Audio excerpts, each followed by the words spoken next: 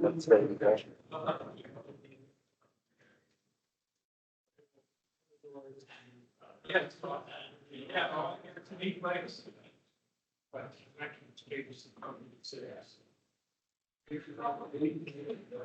There's many things I do. There's a little mind-boggling. Well, this picture, I would very much get to private. So there makes some interior work. I didn't become an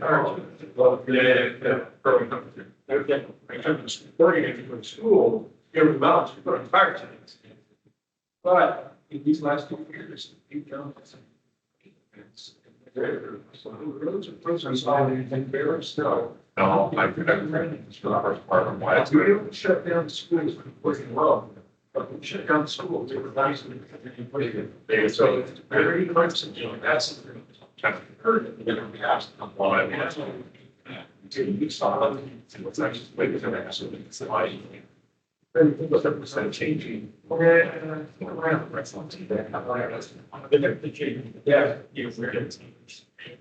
and we have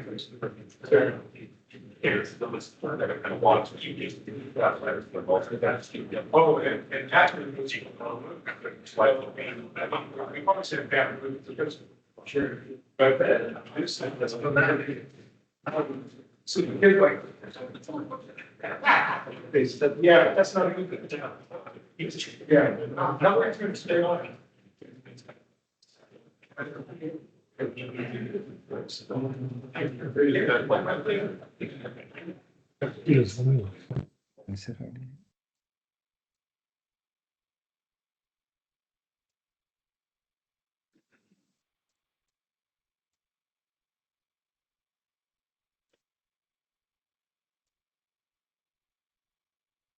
Can you hear me at the back? Okay.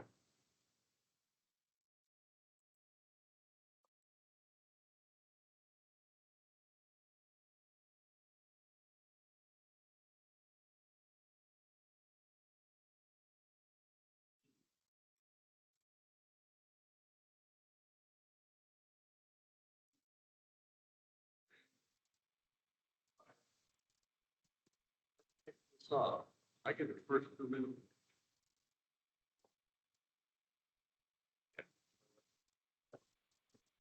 Okay, good morning, everybody, and welcome to day 3 of the Fall 2025 Friends and Partners in Aviation Weather Meeting. I'm Matt Franzak, sitting alongside Matthias Steiner and Nathan Polderman. We are the co-chairs of FPAW. And the one comment I wish to make for those of you who have and are following the agenda is to note that the beginning of day 3 will follow the agenda very closely. And that means that we will be starting off with a keynote video, followed by some Q&A with the principals, or at least one of the principals involved in this keynote video. And they are in Japan, where it is currently, I think, coming up on midnight or maybe a few minutes past midnight. So for their sake, if nothing else, we will try to get going on time this morning. And so without any further ado, Apurva, I'm going to hand it over to you, and to presuming that he's online, Robert, over to you.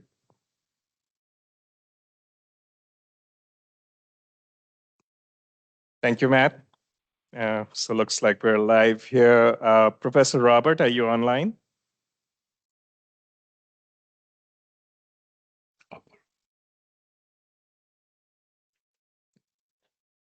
Okay, looks like Professor Robert has not joined yet. So Professor Robert is from Utah State University, and he's one of the co-moderators, co-organizers of the morning session. My name is Apurva Bajaj. I'm with Climavision, and working together with Professor Robert, we helped put together the agenda for this morning. A couple of things just right off the bat, and this introductory piece. I did want to acknowledge the role of all the different panelists and speakers who came together to put this session together.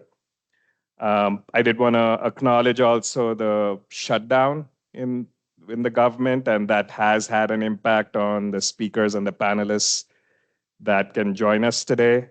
Luckily, we found a lot of substitutes for them, close colleagues that are not on the government side that have been able to step in and present a lot of the same material or similar material. So as we get through the agenda, we'll keep introducing some new speakers and panelists maybe that you don't see in the agenda. So just wanted to give you that heads up. And then Dr. Robert, are you on now?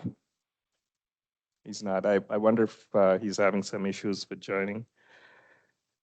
All right, so the way we're going to do the morning session, there's going to be a keynote, and some of the speakers for that keynote are online right now. And we'll get to that. But following the keynote, there'll be 3 sessions that we're going to do. We're focusing this morning session on complex weather, flying in complex weather, focusing on winter operations and mountain weather operations. And that's how we're sort of defining complex weather. We'll start with various aviator perspectives. So from pilots from the field, what has been their experiences flying different types of aircraft through complex weather. We'll have a panel discussion with them. We'll then move to a session on new and updated winter weather products and get some perspectives both from the commercial sector, from research labs and government agencies on new products that are coming out to support winter weather operations. And then we'll wrap up the morning with a special session on like weather radar. So it's very focused on the role of weather radar and winter weather. So that's kind of the format for the day.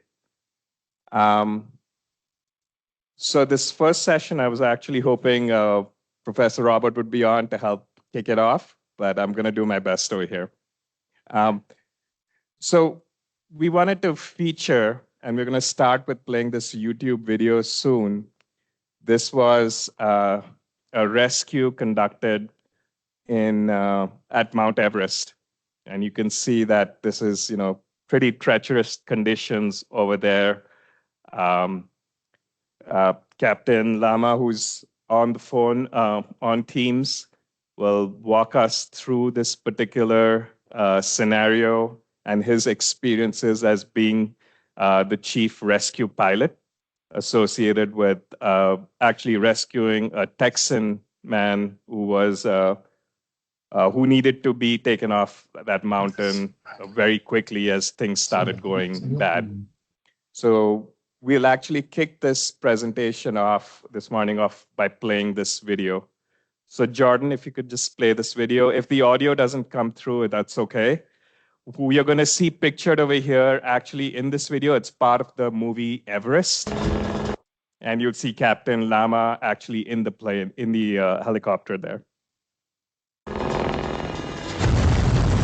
RB 45, keep updating. Look at our, we're doing fine.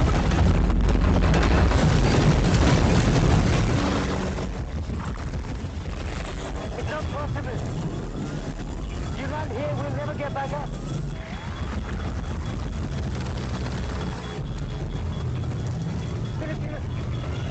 Okay, Major, let's go back.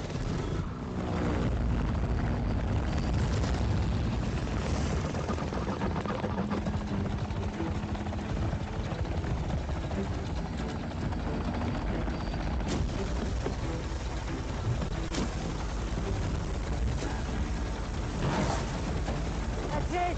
We can't get any more out. It's as light as we're gonna get it. Start going, Major. Jai got a cutting. Jai got a cutting.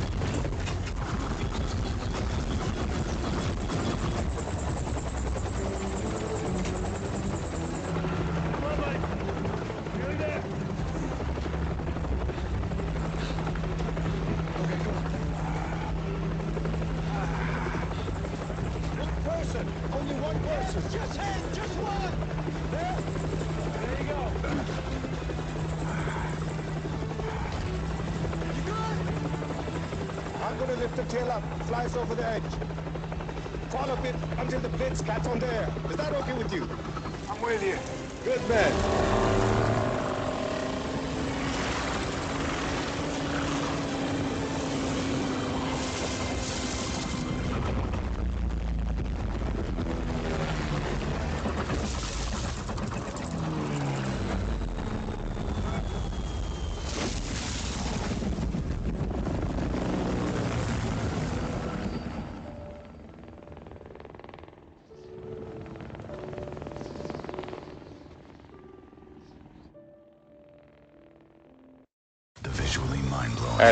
We can cut the YouTube now.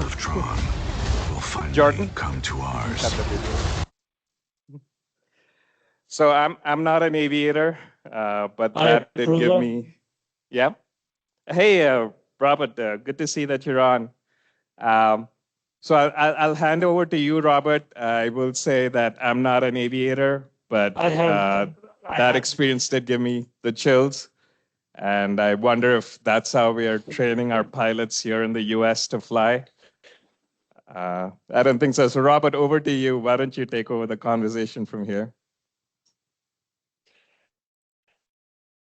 Good morning, everyone. Good morning, Robert. So we've got both the pilots online on Teams. They can hear you. So why don't you go ahead and introduce them and start the Q&A session with them.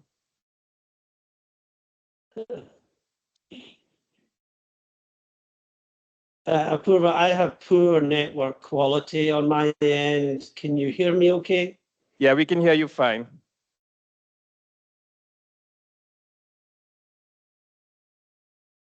Can you hear me, Dr. Robert? Yeah, you're coming in. Well, just let me know. I'll wing it from here. I can hear you, but you're breaking up. I'm sorry, could you repeat that?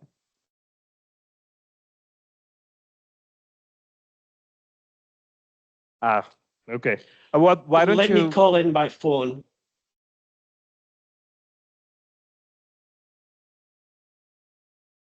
Okay, okay. There seems to be some problem with the network, Apurva. Can you hear us? So he's going to try and call in on his phone so that he can there is be able to hear us. There's a big problem. You were able to hear him a little while ago. Let me see if I can do that. Welcome to the audio conferencing center. Please enter a conference ID followed by pound. Just hold.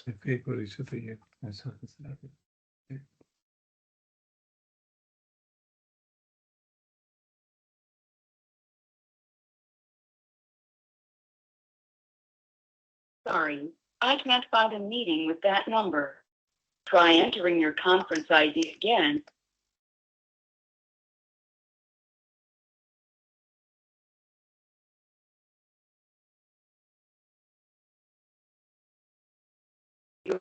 You're now joining the meeting. This meeting is being recorded and or transcribed. You have joined the meeting and or transcribed. Okay, Apurva, can you hear me over the phone? Yeah, we can hear you. Okay, yeah, the internet connection is really bad here. Okay, so let me go forward. Really bad here. So let me go forward. Really bad here.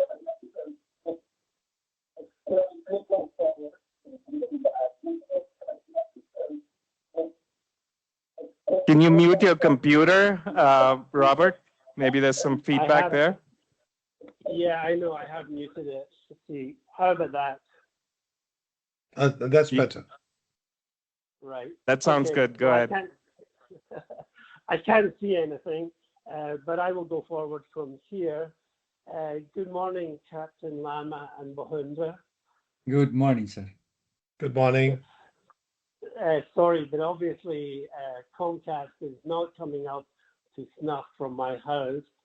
I'm sorry I haven't been there at the meeting all week, but I contracted a particular bug that really floored me. Hopefully my voice will last out today. Did you give a background about the movie at all, Apurva? Apurva? Yes, Robert? Did you give a background about the movie?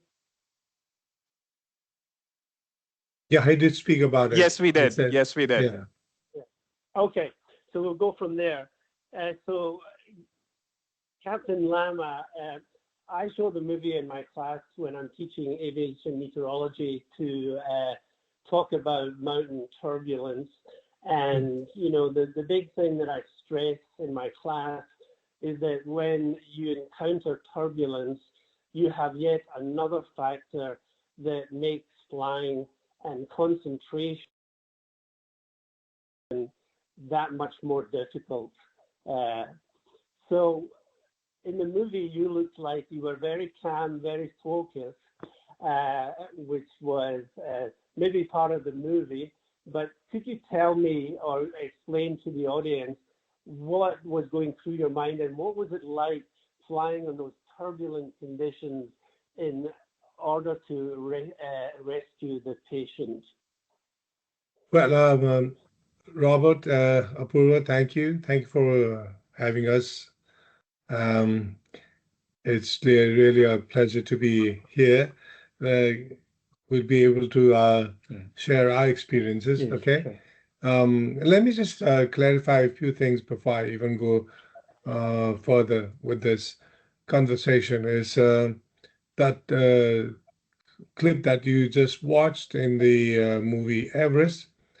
Actually, that rescue part was done by Colonel Madan Casey, a very highly reputed helicopter pilot from the Army, Nepalese Army. And I want to run through that scene.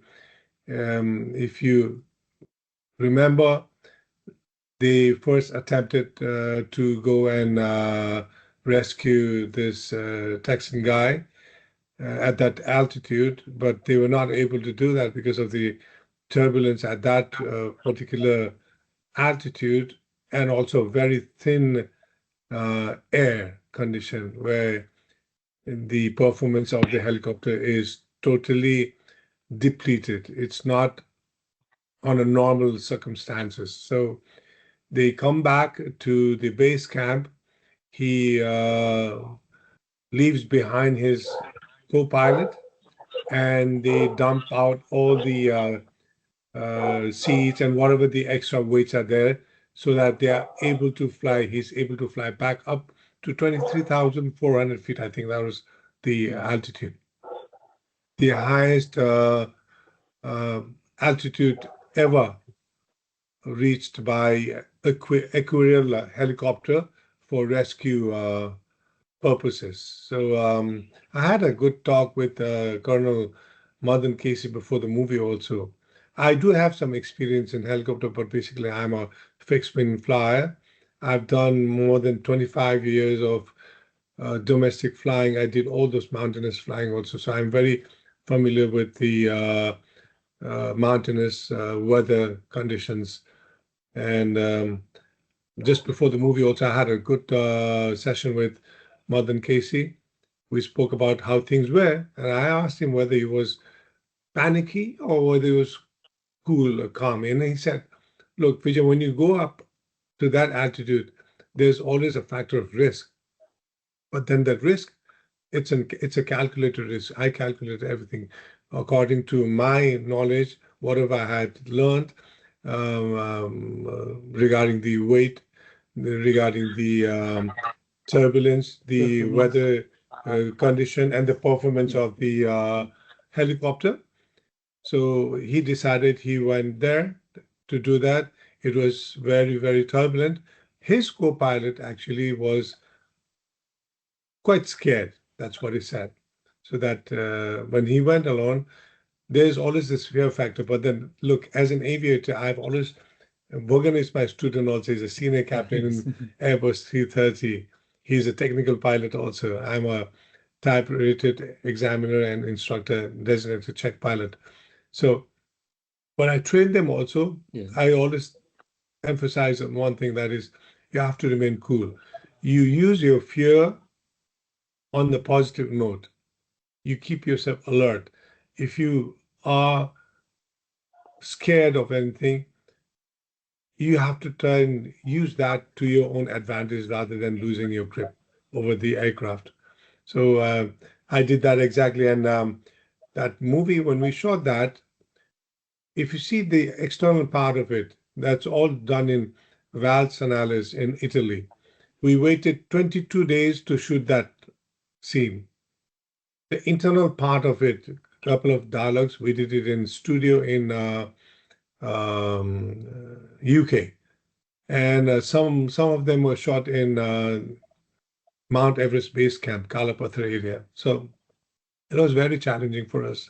Going back and talking about the weather condition, the mountainous weather condition, with my experience, with what I've learned in last 4 decades, I've been flying for nearly 40 years now, more than 30,000 hours. I started flying in 1984 in Texas, in Dallas, Fort Worth.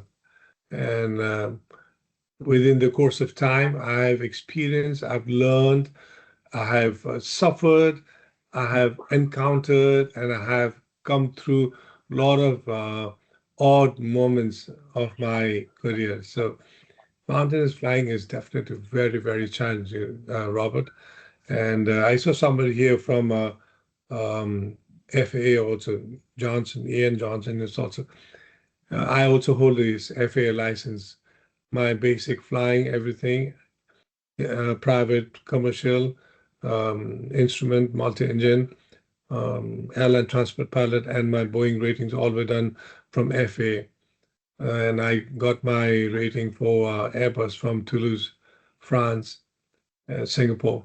So with that amount of time involved in flying, and a student like Pokodner right next to me, very experienced, and I'm proud to say that I'm able to communicate, I'm able to disseminate informations the way I have perceived and learned during the course of my working period as an airline captain, and also as an instructor. And I had an opportunity to demonstrate the most extreme airports of the world and for Fox History Channel, which was also aired in CNN also about 10 years back, before the movie was shot. And I had also spoken about the weather condition in the mountainous areas. There are many factors that we have to be very, very careful. It's not like flying in a sea level area, condition, flatlands. Mountainous flying is definitely very challenging, owing to the terrain that we fly through, the ravines we fly through the rivers, very narrow passes, and at that high altitude, the performance of the aircraft is very, very degraded. And see, the aircraft performance depends on the density of the air. And of course, the temperature also makes a whole lot difference also. So with that note, I have encountered many, many events, many incidents, near about incidents where I came out. It's a hairline factor only where I survived and came back also. So basically, when you're flying in the mountainous area, the wind shear factor is very high, which is very unknown to you. And you're flying very close to the mountain, anabatic and katabatic wind. There's a lot of downdraft, there's a lot of updraft. But it's not like when you're flying in the mountainous area, it's different from flying in the hills. Our hills and mountains, we are different. And I know in the United States of America, anything which is about 7,000, 8,000 feet, that's mountain. Now, for us, mountains is something where you have snow-capped mountains or those rocky mountains. It's dry and arid. But below that, it's hills. It's hills, you see. So Could I interrupt you just for 1 minute? Yes. a lot of people maybe in the audience don't realize the geography of the Himalayas. But, you know, Nepal, this slim slice of rectangular country goes from the Terai, which is about not sea level, but say 60 meters above sea level, to the mid-mountains, and then all the way up to the Himalayas. And I was just wondering maybe to hand it over to Bahunda to get his perspective of, say, taking off, say, somewhere in the Terai and flying, say, north towards the Himalayas and then parallel to the Himalayas to land in Kathmandu. What kind of experience have you had there, Bahunda? Yes, thank you for having me here, sir. And yeah, Nepal has the varied topography, as you said. We have got plains and up to the top of the world, Mount Everest, and the flying is quite different. And sometimes we got to fly from the plain region to the high elevation places, and everything is different there. The aircraft performance and the level of comfort we fly is quite different. In mountain, it's always challenging, and not in winter, but we face more challenging in summer monsoon. Flying in the high terrain, it's quite challenging in summer in our context. So it's quite different Well, could flying you talk in. a little bit about the monsoon then? The monsoon Yeah, time yeah. flying? Yeah, sure. Yeah, in monsoon, what happens is the southwesterly monsoon brings the moist air to our region, our country, and then it pours rain. It's quite cloudy that time, and then while flying through the mountain gorges, the ravines, the narrow passages, and through these clouds is quite challenging. And many accidents has happened because of what we call the controlled flight into the terrain, CFIT. It has happened. Right. So yeah. And that's very relevant, isn't it, Bahunda, to your PhD research and visibility? Yeah. So yeah, So I did my could you talk a PhD little on. bit about that? Yeah, sure, sure. So I did my PhD, and my focus was atmospheric visibility, and my primary area was on the plains. It's one of our international airport.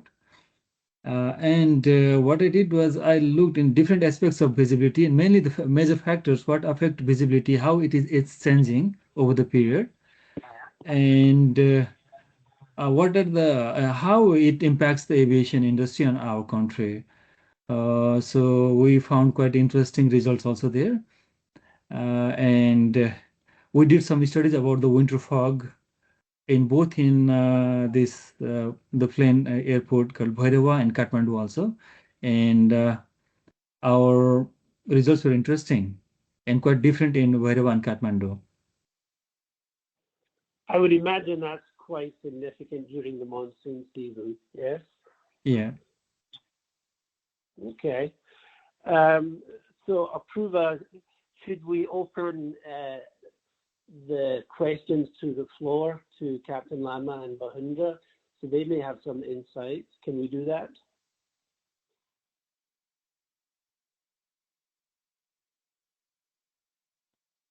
Apurva?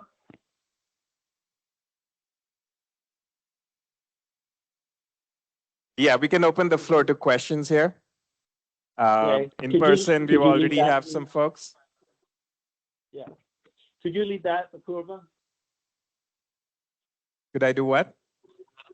Can you lead that? Lead it. Yes, I will. Thank you. All right, Can we've you got lead it? Michael Split on the floor here asking a question. Yeah, Go ahead, Mike Michael. Split. I'm currently from Florida, very close to sea level. I did have a question though about what were prior to the rescue event. What were your expectations for the weather up at altitude? Did you have? Did you think it was going to be typical day, extreme day, and what kind of advisory information do you have for at that altitude for mountain wave turbulence and turbulence? Oh, we do have weather forecasts we do receive from the ATCs. And based on that, we do our own calculations also. But again, I'll tell you, there's a difference of having a system weather system all spread around and a local weather. It varies a lot. So being in a mountainous area, you have to be extra cautious on doing whatever you are doing there because it changes instantly. Just because somebody went and flew does not mean that you can fly in there the very second as a second person because it changes the variation of weather is huge. The margin is huge. And just before the rescue also, it's the same thing that goes on in every pilot's mind is like, well, when I reach that rescue point, is it going to be the same as the one which has been forecasted or somebody has given passed on the weather?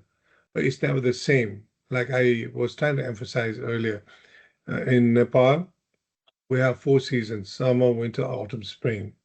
And there's no flying season for us.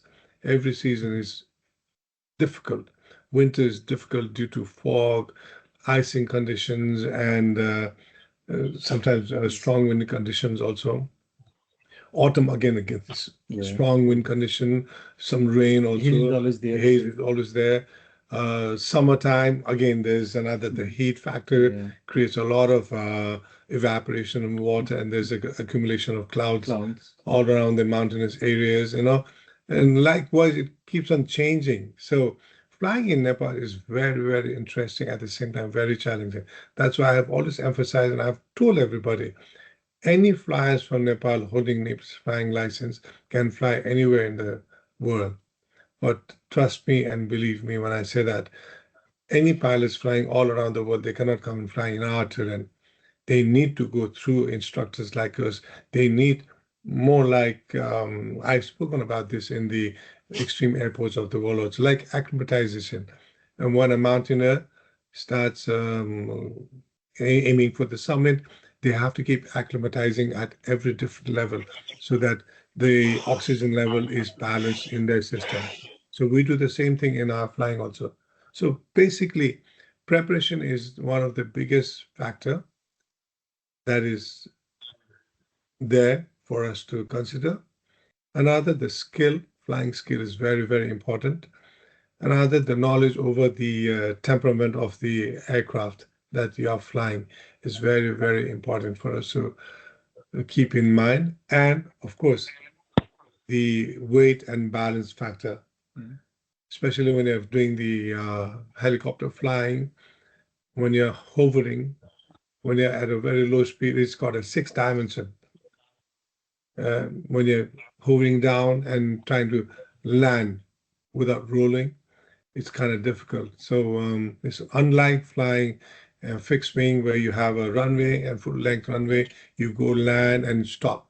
But this is one part, it's very sensitive. If something happens on the rotor blades, then the whole system is disturbed. And especially when I spoke with Colonel Madan Kesri regarding this rescue, he said it was very, very scary and tough. But then, the humanity factor lies. That is why we become pilots. We're here as aviators to save souls, save lives.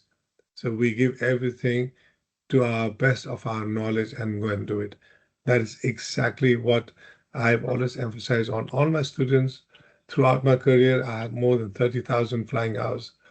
I've done more than 17,000 in domestic flying region. I was doing both dual rating. I was doing domestic flying and international flying at the same time. Very difficult, but I coped it and I did it.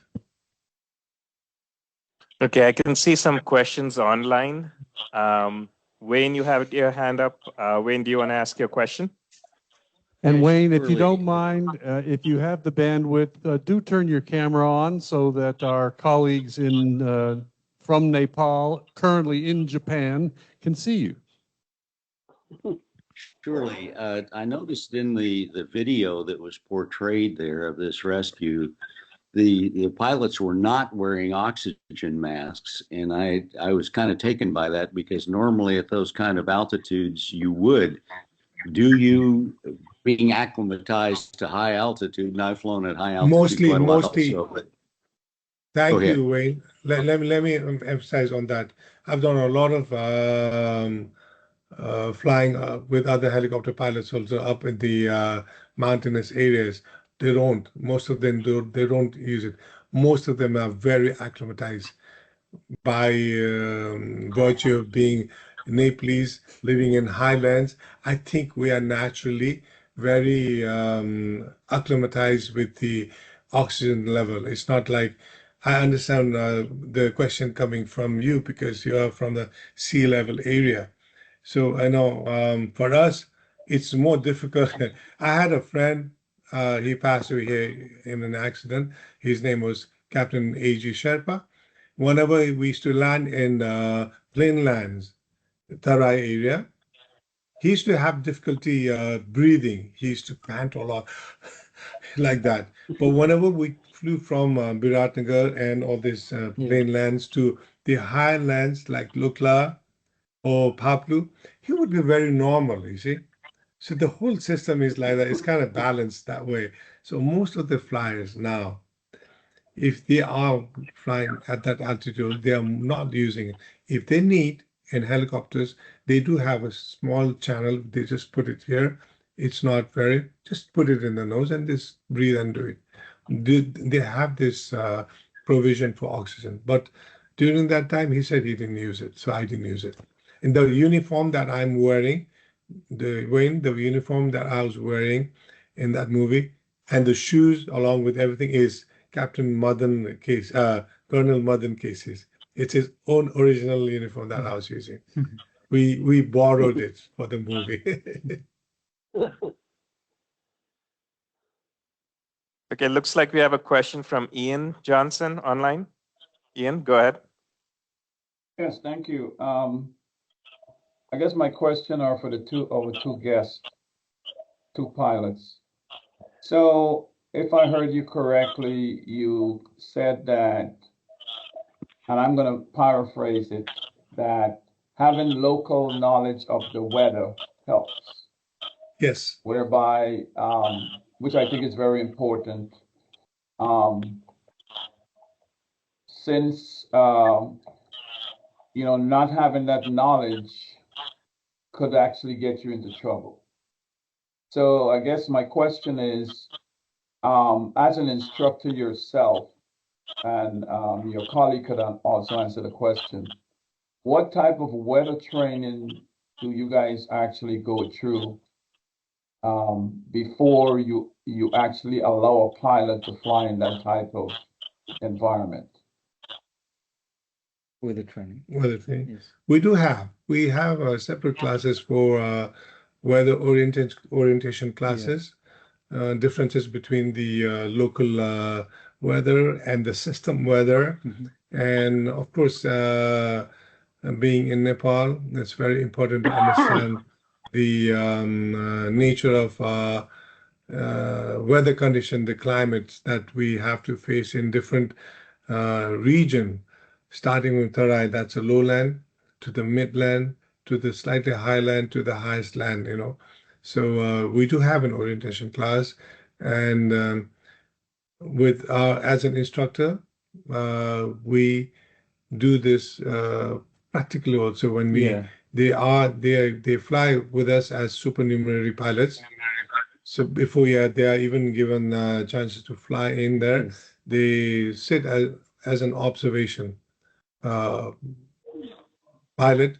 They observe the other pilots flying through. Then we debrief a lot of things regarding the terrain, regarding the weather, yes, and regarding the temperament of the aircraft. All the threats we have. All the threats. So we manage our TEM, threat error management. We do this training in such a way so we incorporate everything through CRM, which I'm also an instructor for that, crew resource management.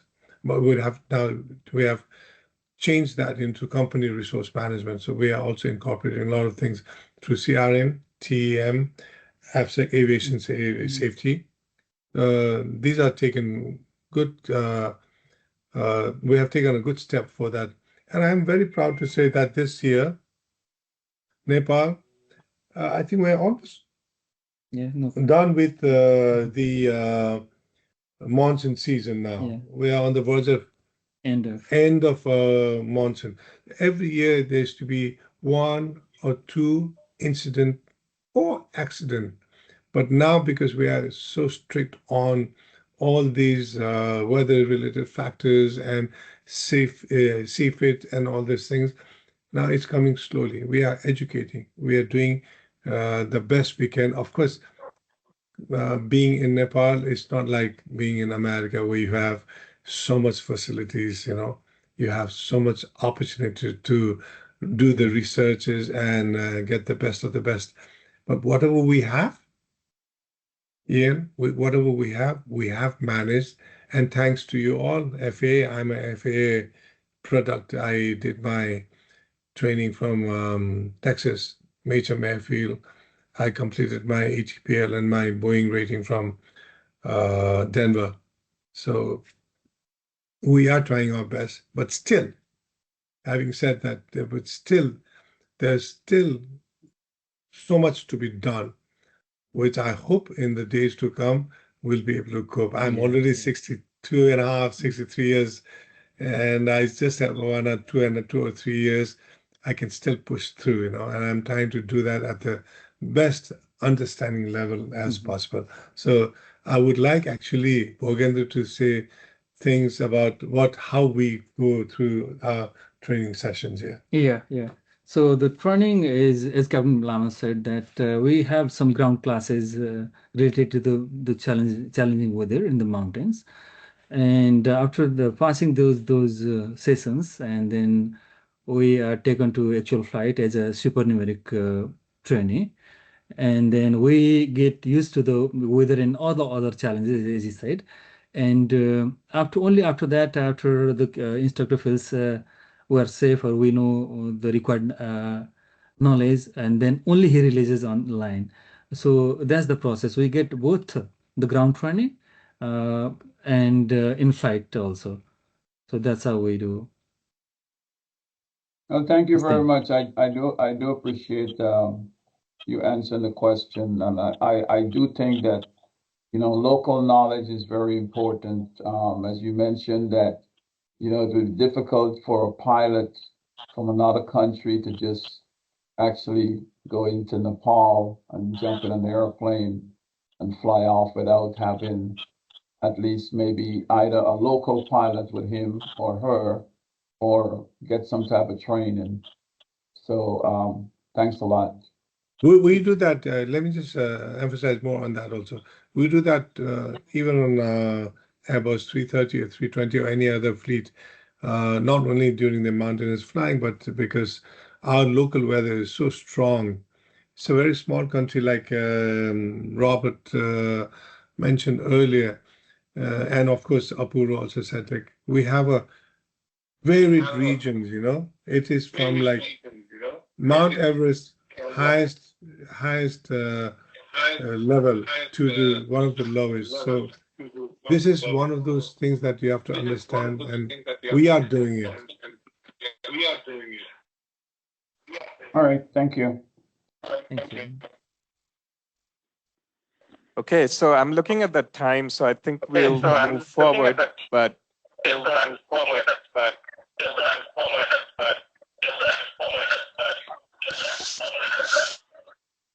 think we're getting some feedback. Okay, so thank you, captains, for joining us from Japan this late at night. I think it's almost midnight there. Yeah. There is, I think there's some questions in the chat as well. If you want to stay around and if you want to answer those questions in the chat, you can. We do have sessions for the rest of the day here, so you're welcome to stay on, participate, and hopefully you'll join us in a future FPAW meeting as well. Captain Pokodner, I think you're interested in presenting your research at a future FPAW session, so we'll make sure we we invite you for that. Sure, what do Robert, you think? anything to conclude here before we let the captains go? One of the things I remember discussing when we were building this meeting was that when you take off from a particular area and fly in a mountainous region, you really only have one METAR to go by. And so when you're flying through those mountains, you literally are flying by the seat of your pants because you have no weather information there. And I don't know if it has come up in the previous sessions that really there needs to be a greater network of meteorological stations in mountainous regions that are transmitting data that would be useful for localized / regionalized weather conditions. Did that come up in the discussion at all? Yep. All right. So with that, should we move on to the next portion over here, Robert? Yes, please do. All right, perfect. So thank you, Captain. So actually, if you stay on, you're going to hear some experiences from pilots here in the US as the next session over here, and we're getting right into it. So to kick off this portion of the session, one addition that we have is that Beth Welliver from Joby Aviation has volunteered to join in as well in terms of helping with the Q&A portion of this. She is I think the chief of operations there, or she supports the chief of operations. But she also happens to be a meteorologist herself. So it'll be great to get her perspective as we get into this session. So we're going to have Wayne Sand actually kick it off. And if we can pull up Mr. Sand's presentation, Wayne, you can take it over from there. Okay, thank you very much. A very interesting presentation that we just heard. I enjoyed that very much. Are you going to run the slides from that end, I might ask? Is that what you're doing there locally and putting it on, or do you want me to run them? I think we'll run the slides for you. So just tell us when to click and we'll go to the next slide. Go ahead and bring up the first slide and I'll go ahead and just get right into it. If you put that up there, I'll go from there.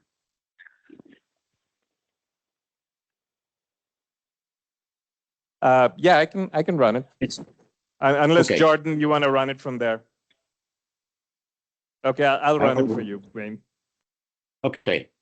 The first picture that you'll see there is a scene about a mile from where I live in Montana, actually. So I actually live in the mountains and endure about 6 months of winter every year, and have done a lot of flying in these areas. But the assignment that I was given here is to give an introduction to flying in complex weather. And so I'm going to broaden out a bit from that, I guess, and give you a little bit of my history and how I've seen the evolution of weather take place over time. You have a slide up there? I don't see it yet.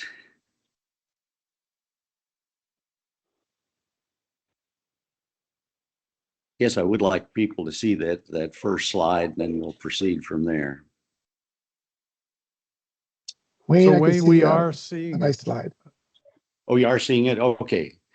That's fine. Then let me go to the second slide, and I want to back up to my experience. When I first started flying weather-related things was a long time ago. I'm a bit older than you two fellows that we just watched.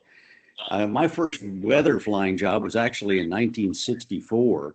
I was just barely out of college, and I was, quote, the expert at the time in flying a North American AT-6 airplane seeding clouds experimentally in Colorado for Colorado State University.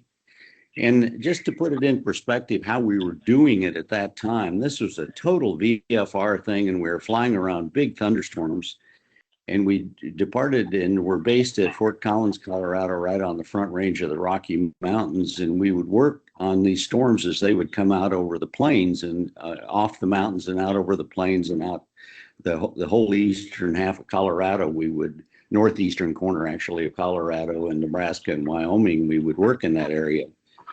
So to put it in perspective, the instrumentation we had at that time was totally manually operated. I mean, we had probes on the airplane to measure temperature and updraft and those kinds of things. And I had another graduate student in the back seat with me who actually had a notepad and he took notes. And that's how we logged our data, our altitude, position, temperature. And in position, he just merely had a sectional chart and he kept making dots on it and connecting the dots as to where we went and how we flew around these clouds. And we were controlled somewhat at any rate by radars on the ground. And to put the radars in perspective, their principal radar was a modified Army 5-centimeter radar that was made for tracking airplanes. And we had another radar, a 3-centimeter weather radar. So there were two. Are you okay with slides there? Yeah, the slides are advancing here locally, but they're not advancing on Teams. So I suggest you keep going and we'll figure out. Oh, it's advancing on Teams? I can share my screen if you want, and we can go from there. If you are we want, on this? whatever. Are we on the Navy slide now? We're still on the My Background slide number 2. External team users can see the Navy slide. The next one will be Navy. Okay. Let me just finish this up real quick. But the point is that this was really basic stuff back then. And I want to compare that with where we've come to today, because we were visually navigating, we were handwriting down the notes. We had really antique radars. Even at that time, they were fairly old. And the 3-centimeter was a fairly new radar, but as most of you well know, a 3-centimeter radar when it comes to dealing with thunderstorms is not terribly valuable. So let's go ahead. I think you're on my Navy slide now. And so once I finished that, this was Vietnam era, and I was sent off to the Navy and learned to fly Navy airplanes. So I learned to fly all over again. And I might back up just a second and say, when I was first taught how to fly, I was taught by a World War II military instructor who made his living as a crop sprayer. And so he really taught me seat of the pants type flying. And he was a no holds barred kind of guy when it came to emergencies. And the lessons he taught me back then have saved me many, many times during my flying career. And I'll forever be grateful for him for that instruction early on. But then when I went in the Navy, I had to undo a whole bunch of that training and start all over again because they have their own way of doing things. But I was blessed. I was a good student in the Navy, and I got my choice of airplanes, which at the time was a brand new airplane, the A6 Intruder, which was an all-weather attack airplane that the Navy is flying off ships in Southeast Asia. And we, in fact, did fly all-weather day, night. And in Southeast Asia, that time of year, and I was there nearly a year, there was weather a lot. So we flew in IFR conditions a lot through typhoons and thunderstorms and everything else that was out there. But the airplane now had more capability on the airplane itself than we had in the whole weather research project that I was flying in Colorado. As we had 2 onboard radars at that time, we could find targets in the middle of the night in bad weather. It didn't really matter. And we had a lot of computer power available on the airplane, an inertial navigation system. We could find our way around. And it was just a very, very capable airplane. And with all of the training I had, up to that point, I got to the point where I was actually comfortable doing nighttime aerobatics in that airplane in the weather. And it's just, I think it demonstrates how pilots need to train to what it is they're doing. And so it really showed me the capabilities of the technology. So let's go on to the next slide. So I debated a little and finally decided to get out of the Navy and go back and finish my master's program. And I went to the South Dakota School of Mines where they were developing an armor-plated T-28 airplane to fly in hail. And now this was back to basics a little bit from an airplane technology point of view. But the radar technology was fabulous because now we had the state-of-the-art radar at that time, which was a 10-centimeter radar, which is the predecessor to the NEXRAD radars that we've had operational across all of the United States for some number of years now. And the system in the airplane, since I flew it as a single pilot, it was all automated. I just turned it on and let it run, and I was fully occupied flying the airplane in those conditions. So the whole program had all kinds of sensors on the ground and other airplanes making measurements as well. So it was a complex program, but we're intentionally flying that airplane into 3/4-inch hail. And with the modifications on the airplane, it was designed and built so that it could encounter 3-inch hail and still return to base and fly another mission the next day. But some very different flying techniques came out of this. Once you start thinking about the airplane and its capabilities and the pilots and its capabilities and the weather, and you put all that together, even though this is an aerobatic class airplane, it's not unlimited as far as strength goes. So I very rapidly learned and come to the conclusion that the right answer here is to fly speed. Don't fly altitude at all. Keep it in the maneuvering speed range and let the altitude do what it will. And my typical clearance there is because we're in northeastern Colorado again, flying with a lot of other airplanes around. My typical clearance was a 6,000-foot block of altitude that I was free to roam up and down in, and frequently did, and frequently called for altitude out the top because I was going up so fast.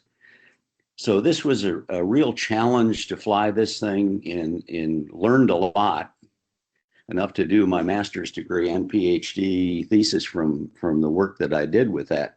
Then if you'll advance to the next slide, the King Air one.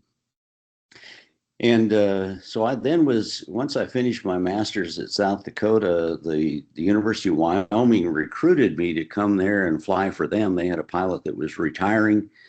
And so I decided to go there, but the real carrot is that I could pursue a PhD while working full time, which was something I wouldn't recommend to my worst enemy in hindsight, but nonetheless, it was something that allowed me to live comfortably while I was getting my advanced degree.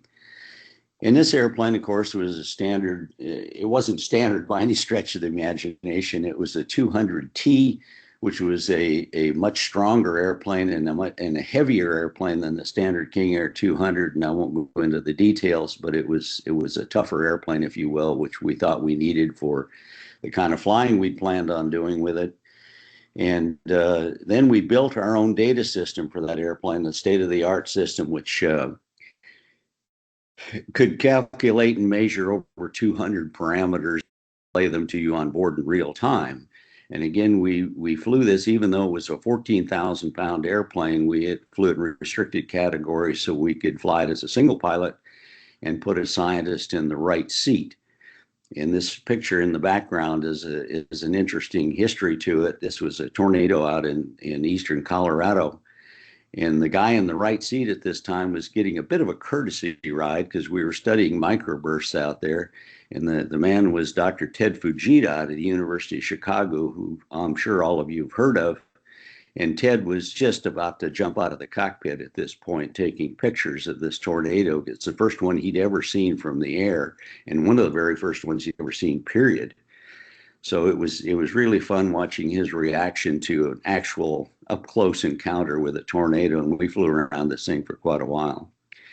So now we got a very capable airplane, a very capable data system, a communication system that was state-of-the-art at that time. And I at that time, you know, I was pretty peak in my training, so we were able to do all kinds of measurement programs, flying mountains, flying a lot of icing, flying thunderstorms, flying microbursts. Flew a project in Hawaii one summer, and we went all over the place with this thing, doing very interesting kinds of work, and learned a lot with it. So go on to the next slide. I went from the University of Wyoming to NCAR for a stint to do some management kinds of things with the development of the low-level wind shear alert system and the terminal or weather radar for the FAA. And then I said, hey, it's time to change jobs again. I needed to do something different. So I started my own consulting business where I consulted on accidents where weather and airplanes were involved. And I looked at all of the factors as a specialist, and my focus was totally, and during this period, of what effect and impact did the weather have on the pilot and the airplane in an accident where the NTSB normally would deem weather as a cause or a factor. So it was indeed a very busy and fruitful education period. So let me go to the last slide and the conclusion here. And the ability of airplanes and pilots to deal with the weather depends on so many things. And there's just no fixed answer to this. The pilot is a key to this whole process. And if the pilot has good training, good capability, good currency, and as the Nepal pilots were saying, fly the blooming airplane first. Don't get distracted by all these other things that are going on. And I saw that happen so many times in accidents that pilots would become distracted for whatever reason and not pay attention to their number one priority of fly the airplane. And they would lose control of it. And there's a lot of bad accidents around that happen because of the weather. But pilots are generally a factor. Is the airplane generally a factor also? Sometimes, not as much. But some airplanes can't handle it. I teach courses on icing, and one of my comments in that course is if you're flying a Cessna 182, any ice on that airplane constitutes severe icing. If you're flying an F-18 in icing conditions, I can't conceive of what would be severe icing on that airplane. And then there's everything in between. But the weather occasionally and unfortunately oftentimes exceeds the capability of the airplane and or the pilot, and so you have a disadvantage right off the bat. But I think the kind of work that you're doing at FPAW and communicating with each other and networking, you try to tie all this stuff together and keep the proper perspective on the airplane's relationship, the pilot's relationship, and the weather. And the weather, we provide all kinds of measurements nowadays and all kinds of information. And I had a period of time, one of my jobs while I was at the University of Wyoming was also to run the transportation department, hauling people all over the United States. And 4 nights a week all around the state of Wyoming, single pilots at night in the weather, all weather, and we rarely cancel the flight. But I've got some real horror stories about that. We had one period where the FAA was switching from flight service stations to automated stations to AWOS, ASOS. After 10 o'clock at night, we had precisely one weather observation in the entire state of Wyoming, and half of our flight time was after 10 o'clock at night. So it made for a very interesting problem having no weather observations in the entire state. So I encourage you guys to keep improving what you're doing and keep making it better. You're making a difference. Keep it up, and it shows. And with that, I'll call it good. I'm sorry I went over just a little bit. Edwin, thank you for that. That was very informative. I think we'll go straight into the presentations by all the pilots that we have here attending in person. And we're going to kick that off with Captain Amaral, I believe, going up first. And I would suggest maybe the way we do this, Purva, is have our pilot perspective speakers give their presentation and then park in the front row here, and that way we'll be building our panel as we go forward. Okay. So, yeah. Purva. Yes, Robert. I'm actually online now, although it's not 100%, but it's a lot better.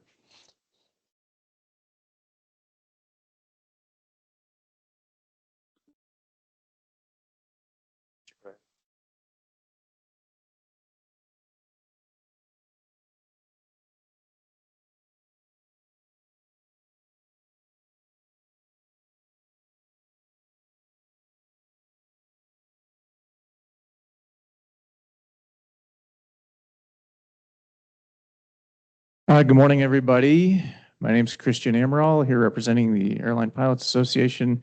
My background, I've been at United Airlines for about 11 years, and I'm a captain now on the Airbus. Today, well, first of all, I should say, those are tough acts to follow. Mount Everest rescue, and then Wayne flying through thunderstorms. You know, as a civilized Part 121 airline pilot, you know, our danger really is our capability and the confirmation bias that built in. When we encounter mountainous weather, you know, we expect to get in all the time. And these guys, not so much. People in Alaska, GA pilots, there's a reasonable chance that they're not going to meet their objective and get in. So today I'm going to talk about two of the more interesting, challenging approaches I've flown within the past couple of years into Hayden, Colorado in an A319, where what I expected was not what I got. So here's the route of flight. We take off from Denver into the mountains, and anyways, yeah, what I expected was not what I got. Ergo, the title of my presentation, Steamboat Surprise. So threats. One of the biggest threats for us on this flight is it's 26 minutes long. Just to give you some context, typically we're doing the approach, the descent checklist and briefing the approach 45 minutes to an hour before touchdown. So we have a lot of threats on this flight and no time to talk about them. So I'm there with the first officer trying to brief everything, put as much preparation as possible before we get underway. Let's program the box. Let's talk about what we're up against, what the weather looks like, and this sort of thing. Both of these approaches involved were happening at night, and they were complicated, surrounded by terrain. Fatigue is also a factor. Both of these happened at the end of a fairly long duty day. And then it's going into an uncontrolled field. It's not something we encounter very much, again, in the Part 121 environment. There's no control tower. It's sort of a black box. I talk to people about this all the time. I remember being in the right seat going to Montrose one day and talking to a captain. It was day VFR, calm wind.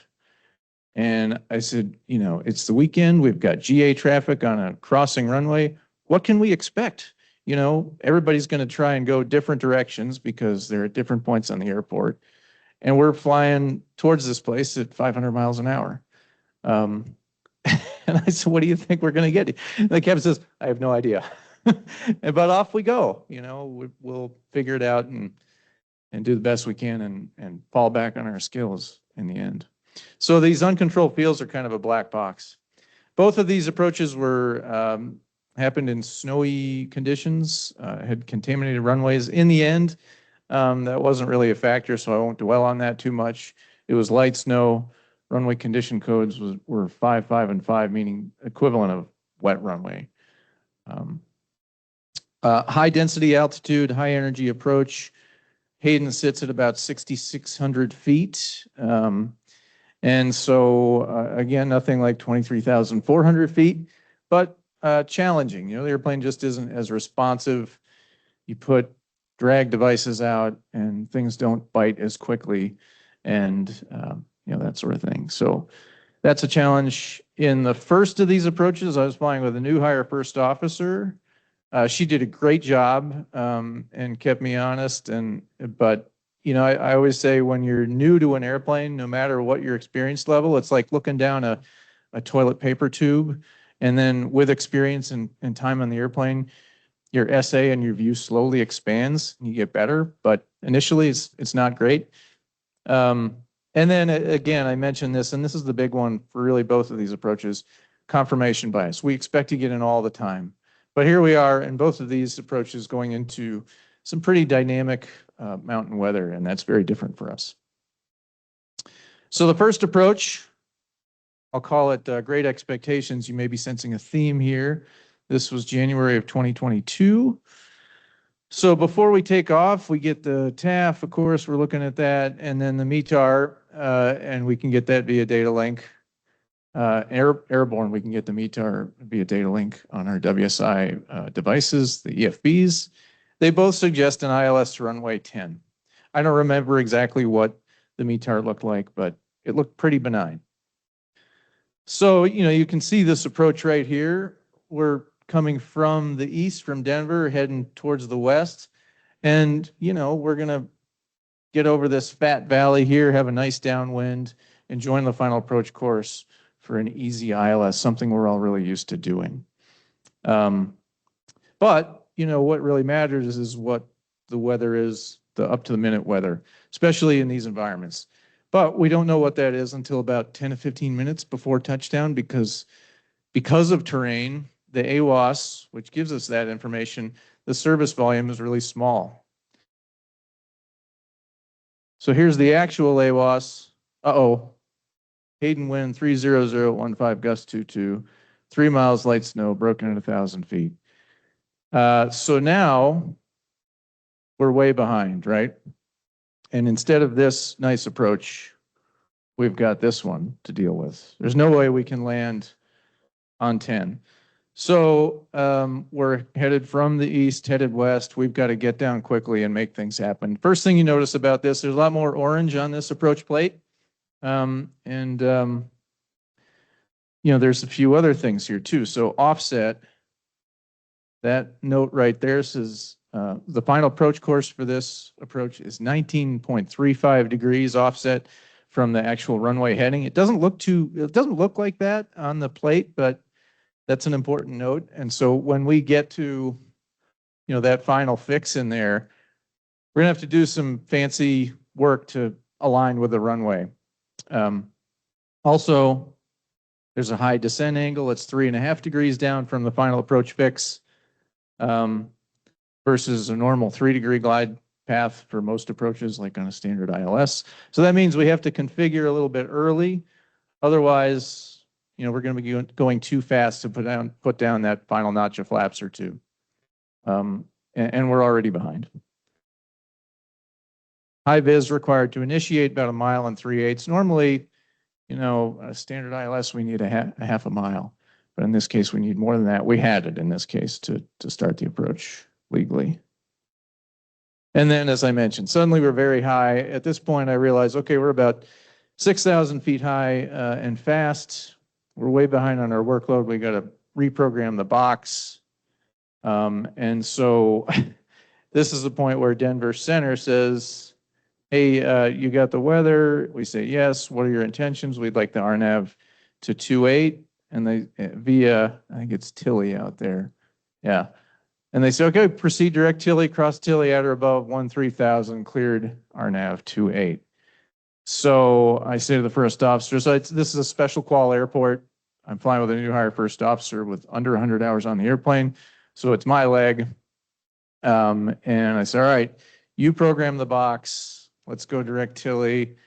And I know the profile for this. And so, okay, let's put the gear out. Let's start getting some drag out there and get down quickly. And so we do that, rebrief the approach really quickly as we're heading downhill. And I said, at this point also, I said, there's a point, we could have just asked for a 360 and we could brief this, but it's the end of a long day. I've had a lot of experience on the airplane. I've about 4 years of experience on the Airbus at this point. I said, I think we can make this happen, but if it doesn't, we just go around. We'll fly the published mist and come around. We got a lot of gas. Denver's the alternate if we don't get in. So we've got time. And I think that was some nice reassurance for my first officer there. And she said, oh, okay, all right, I think we got this. So with experience in Plan B, success, we get in about 1,000 feet. We, things start coming together. We're on speed, engine spooled, fully configured. But it took, 4 years of experience being on the airplane to make that happen. So needs, in this case, is one of the big things we're about here at FPAW. Like what do we want? What needs to be better? In this case, this is a clear example of how real-ish time data link weather can be really helpful. And rather than relying on the AWOS with limited service volume, VHF to get our best weather. They're doing this in Canada now. Based on the discussion we had yesterday with Star, sounds like they're making really good progress on this. But in the meantime, I can add another little plug for that on the Weather Needs portal. Meanwhile, there are some other workarounds here for Hayden. RTMA is available at Hayden, but it only gives you temp and pressure. Wouldn't have been helpful for us in this case. And then Lincoln Labs has a product called Visibility Estimation through Image Analytics.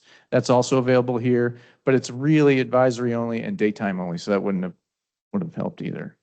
And then update JEP company pages. We do have company pages to give pilots some more SA going into some of these more difficult places. And then in the meantime, just assume the worst and slow down. That was my main takeaway from this. You know, we don't have to go to 300 knots above 10,000 feet necessarily. Let's just stay nice and slow and keep it easy. All right, the second approach. Please, sir, I want some more. This was December 2024. And so the TAF and METAR suggest the RNAV GPS to 2.8. And they're then around the top of descent and planning accordingly. The AWOS agrees. Great for a change. Wind 260 at 10, 3 miles broken at 1,300. And yet we get down there and there's no runway at minimums. Just to give you some context here, this is the second time in almost 14,000 hours of Part 121 flying that I have not seen the runway when I expected to do so. So that's big, you know. Standard operating procedure in this case is our backstop, right? You don't see the runway in Part 121 environment or any environment, you know. The procedure is you go around, go fly the missed approach, you don't hesitate. And that's what we did in this case. But after 14,000 hours of Part 121 flying, this is the second time in that time that I don't see the runway when I expected to. Just imagine for a moment someone at the end of a long duty day at night saying, how is this possible? How am I not seeing the runway? And thinking, well, you know, maybe let's just take a couple potatoes and I'll just stay on the flight director. And that's when problems happen, right? So in this case, the upshot of that is we execute the published miss, we contact Denver, assess fuel, retune the AWOS. It's reporting roughly the same thing. So shrug our shoulders and try again. And then we rebrief and get in on the second attempt. Needs in this case, a better approach would be nice. I think Hayden is screaming for an RNP with RF legs, with some nice curvy legs to deal with that terrain, and lower mins. Again, maybe Weather Needs portal. It might not be the right place for that, but and then, you know, mountain weather is very dynamic, so beware expectation bias. Conclusion, I said this yesterday, safety begins with good threat and error management to enable good decisions, which, especially in these really challenging environments, depends on accurate, timely information. So, thank you, everybody.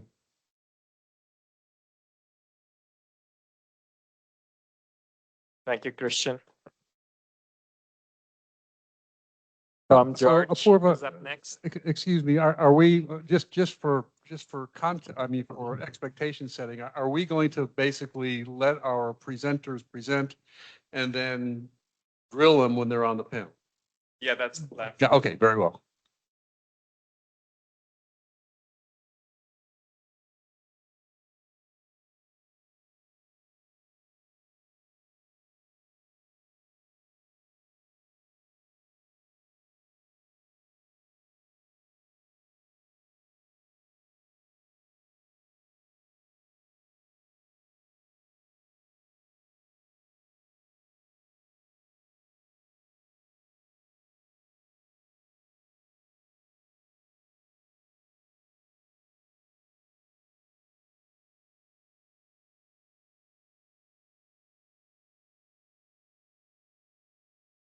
Good morning.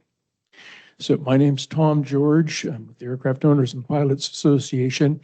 And just by way of a brief background, I worked 27 years at the University of Alaska in the satellite remote sensing business. And in that context, used airplanes and helicopters to get out to see on the ground and from the air what we were seeing from 500 miles above from space. And so this got me into the aviation business, and with the Cessna 185 with a camera port to collect data around the country.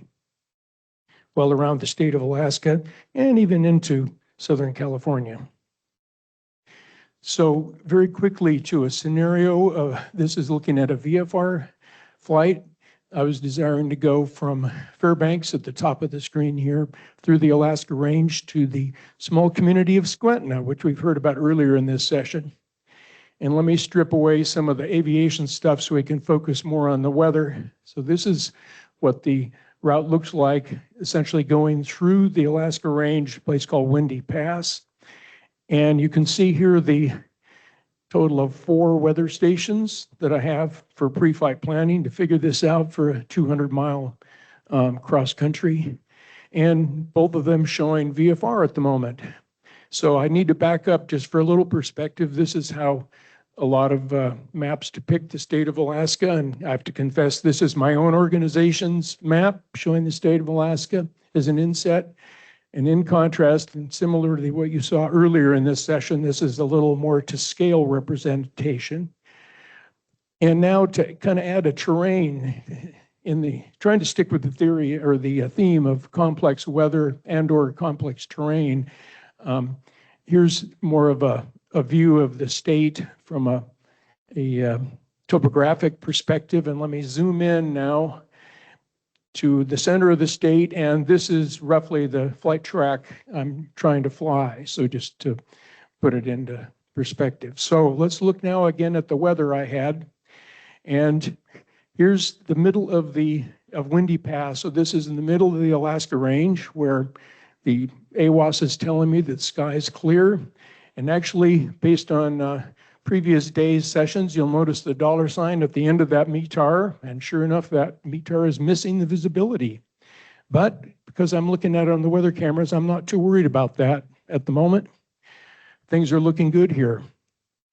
And again, my other station, Talkeetna to the south, and of course, the place I'm trying to go, Squentina, doesn't have weather reporting. So far, so good. Then I look at the weather camera just to the south of the Alaska Range, and this is the visibility. Again, the image on the right is the clear day image, and the image on the left is current. And from the thumbnails below, you can see it looked about the same in all directions.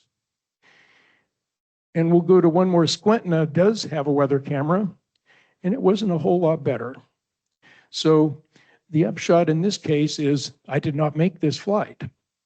But if I'd gone just on the reported weather alone, it looked like it was really a good day to travel. So I want to elaborate just a little bit more on this whole business of use of weather cameras and representative observations. And anybody in the room not familiar with the weather camera system? Okay, I'm not seeing any hands, so I'm going to skip through basics other than to mention that about a year and a half ago, went from an Alaska program to a national program. And as you can see, is starting to proliferate around the country, largely based on third-party hosted sites, not cameras that the FAA has put in at this point. And of course, we have the current conditions versus the clear day image.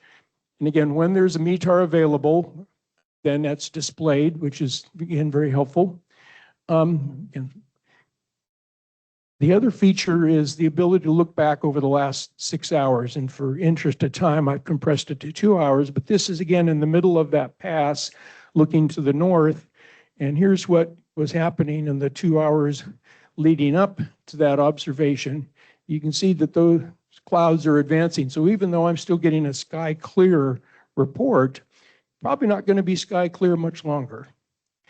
So jumping around, this is Montana, and in most cases, we just have a single camera and no other observation. But again, that compared to the clear day image often gives us a good example of whether it's a good time to operate or not. And so here, again, given a room full of people with meteorological interest, I invite you in your mind to read this METAR and picture in your mind what the weather is looking like at Bozeman, Yellowstone. So we're looking at sky clear, 10 miles visibility. It is cold, -11, dew point -14, no wind. And here's now what the weather camera reveals. And again, the AWOS is operating correctly. Presumably these clouds are above the level of detection, but still it's a little different picture than if I just read the METAR alone. I get one more example here. In this case, and this is in Colorado, IFR, 1.5 visibility. Again, there's a wind blowing here, 260-21, gusting 25, but scattered clouds, and again, well below freezing. And here's what the camera adds to that equation, and I'm clearly seeing the base of the ridge that's about 10 miles away. So why is it IFR? Well, most likely there was snow blowing through the sensor of the visibility sensor, giving me that. So again, I offer these as examples, and I think actually the other example I have again is a case where the sky clear is the report, but you can see in all directions around clouds, which certainly to a general aviation aircraft would make a difference if you were trying to fly cross country into this location. So my clear and so that is, I will yield back my extra time to the rest of the speakers, but that's just a look at, again, how I think the camera system is adding a dimension which is very important to us that helps us get closer to a representative example. The other limitation, however, is the weather camera system today is a daylight only system. And so one of the other things that we're advocating for is to do the research with low light level and or infrared cameras to see, is it possible to make this a 24-hour-a-day system rather than daylight only? Thank you. Thank you, Tom. We've got Bryce Moore from Campbell Scientific next. And we're just going to keep going through these. Great presentations. And I wouldn't worry too much about the time. We'll be making up for it in sessions going ahead.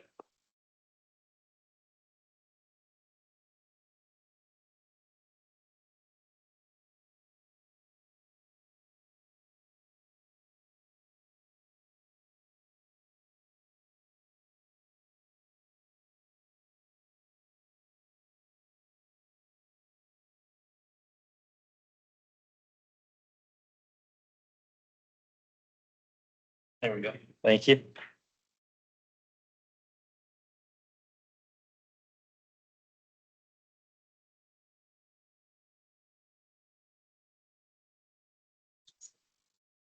Okay, thank you.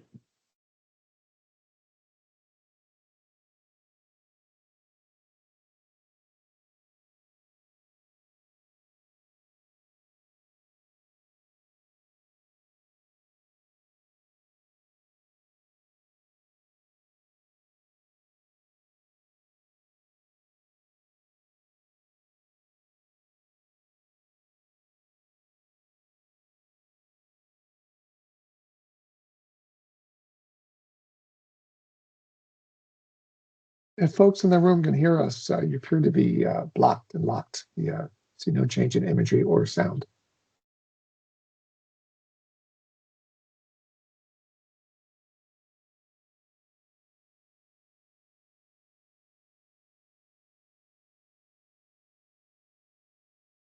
Second that online, we have no imagery and no sound. Still have Tom Georgia slide up.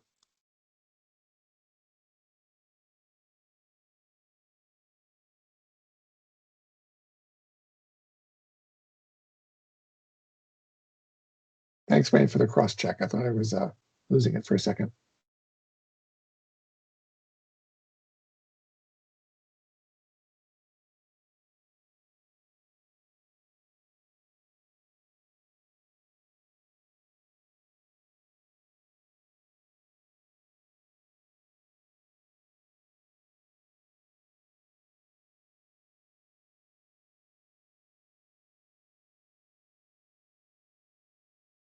We have extraordinary confidence that this afternoon we are not going to have quite the volume of speakers that we thought we were going to have due to the government shutdown. So part of our tactical meeting we have been running this week.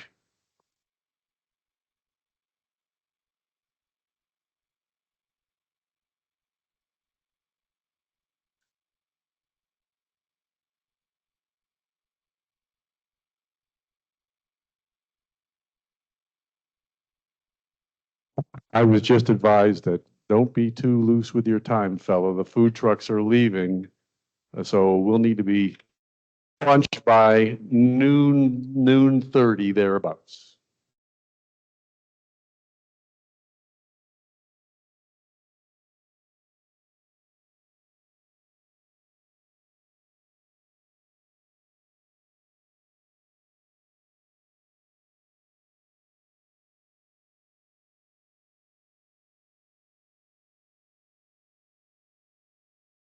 There clearly is a greater power that loves to be ironic, in that we have the FPAW meeting at Campbell Scientific, and we have the Campbell Scientific chief pilot up to give a talk, and the Campbell Scientific seasons are rejecting his talk outright.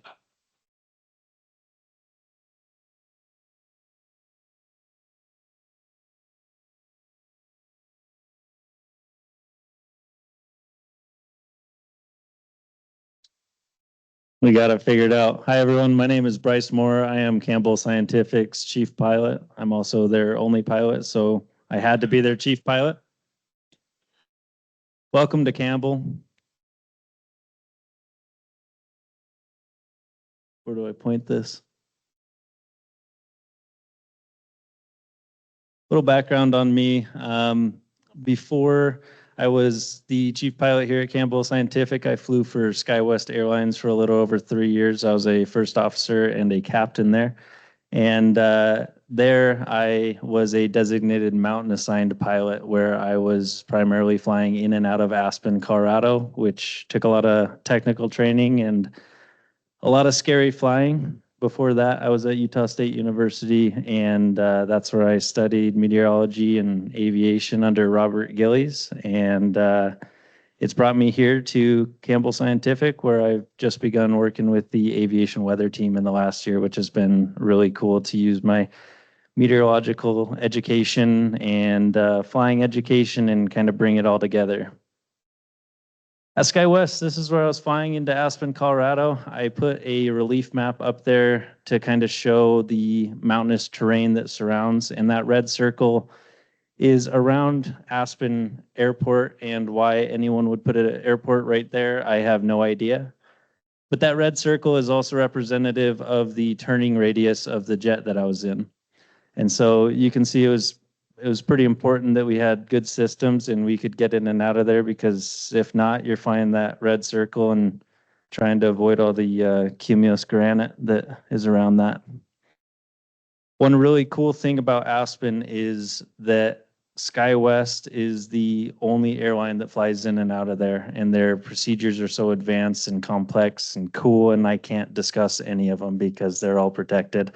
But they work really hard to create a safe weather environment there, working with ATC, and also these yellow stars that I put around are 3 different weather stations for 3 different ski mountains there that they constantly are pulling advisory weather data from to assist in our approaches and make it a lot safer of an environment to come into. It is one way in and one way out.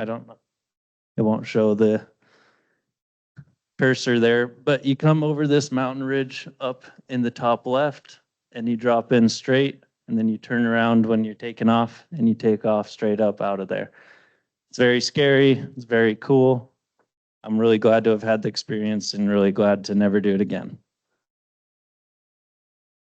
That leads me to Campbell Scientific. We've been working with a few airports in Canada and in the United States that are mountainous terrain airports that are interested in applying these advisory weather stations that Campbell Scientific and like companies build. So this is Truckee, Tahoe, California, where recently up here, Jesse Heers and I went and talked to the airport managers, and they're very interested in improving their weather data that they're supported by.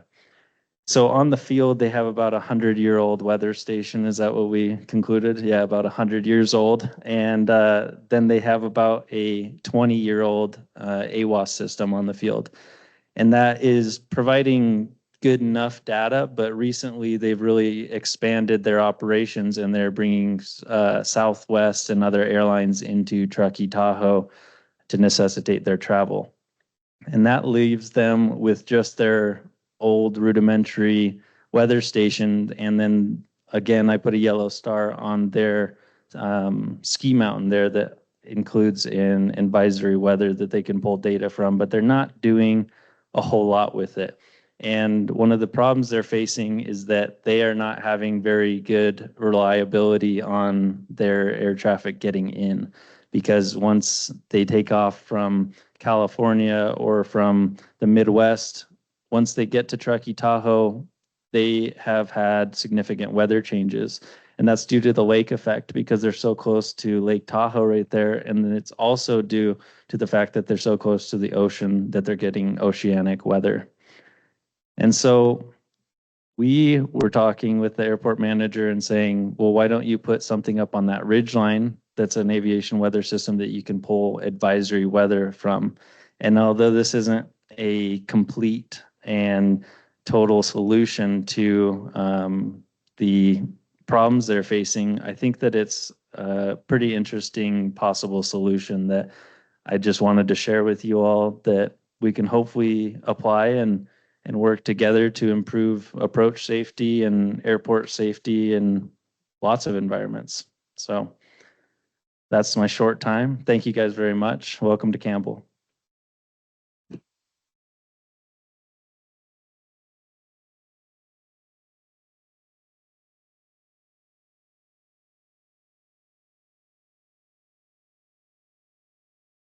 David Strand is next.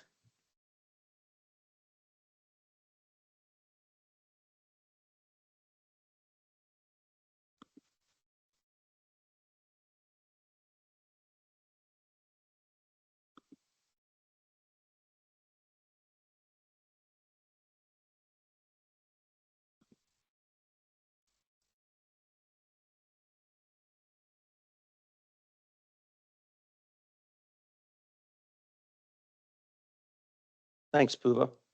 I'm David Strand. I was at MITRE Corporation now. I was retired, though, a few years ago from American Airlines, and was a meteorologist at Delta years ago. So I had some experience in the 90s and early 2000s doing some mountain flying with the 757 at American Airlines. So I was actually one of the technical pilots at American, and some of the procedure development we had to do to operate these airports, I was involved with.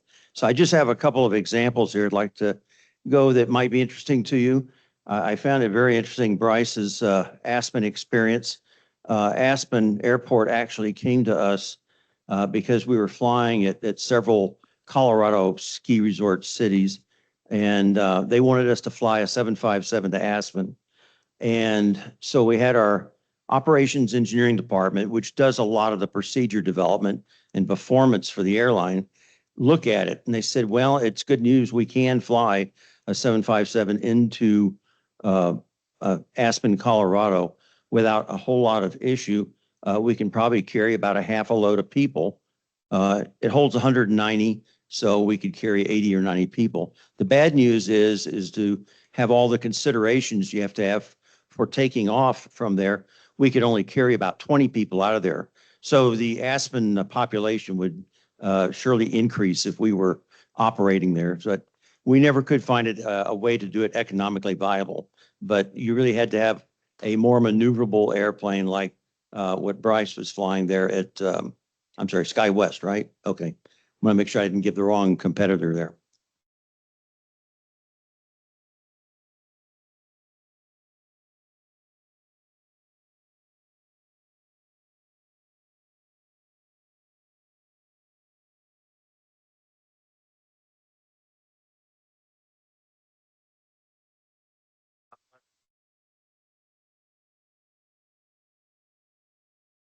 there a technician in the house?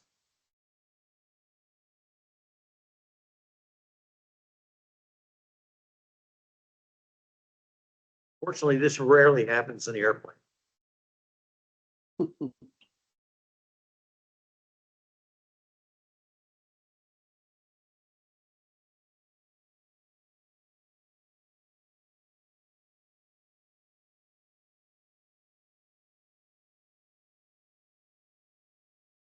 That's why they pay them the big bucks.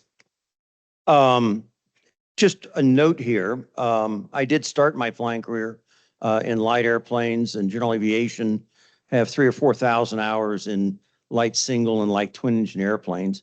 And when you really consider what the issues were for flying in complex weather in the mountains, I flew Piper Cherokee, a non-turbocharged one, into Leadville, Colorado, and a few other airports, which was a challenge. But it was really pretty much the same challenges when you went to the 757. So it's localized weather, changing weather conditions.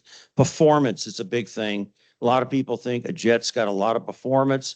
So it's not the factor that it is in a light airplane. And in some ways it's not, but in other ways it does become a very impactful, especially if you're trying to operate a schedule reliably, which is what you have to do as an airline. So one example was Eagle Vale, Colorado, and this was actually a very early, before GPS was really widely available in aircraft operation. It's in a mountain valley along Interstate 70. They're a couple hours west of Denver, and the approach to runway 25 to the west there, which you can see in that right-hand picture, is pretty wide open. But if you can see, there is this significant mountain that is on the departure end there. So if you had to do a go around because you had any kind of an issue on the runway or the weather went below minimums, well, then that becomes a challenge. And that runway is about, or that mountaintop is about 1,400 feet above the runway, but it's only about a mile and a quarter off the end of the runway. So in order to operate straight out, you have to initiate any kind of go around very early on the approach. What that does gives you very high minimums. The weather, as you know, in the mountains is going to be low sometimes with snow or fog. And so we can't operate a schedule reliably, which is what an airline needs to make this economically viable.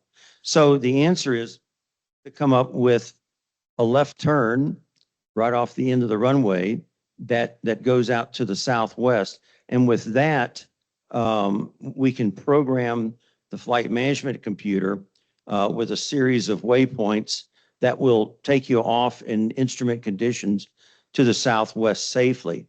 Now, this was in the era before GPS. So what we had to use was the flight management computer, which would take information from surrounding ground-based navigational aids and the inertial reference units in the aircraft, correlate them together to give you a very accurate position. Not as accurate as GPS, but it would suffice and allowed us to start operating into Eagle Vale reliably.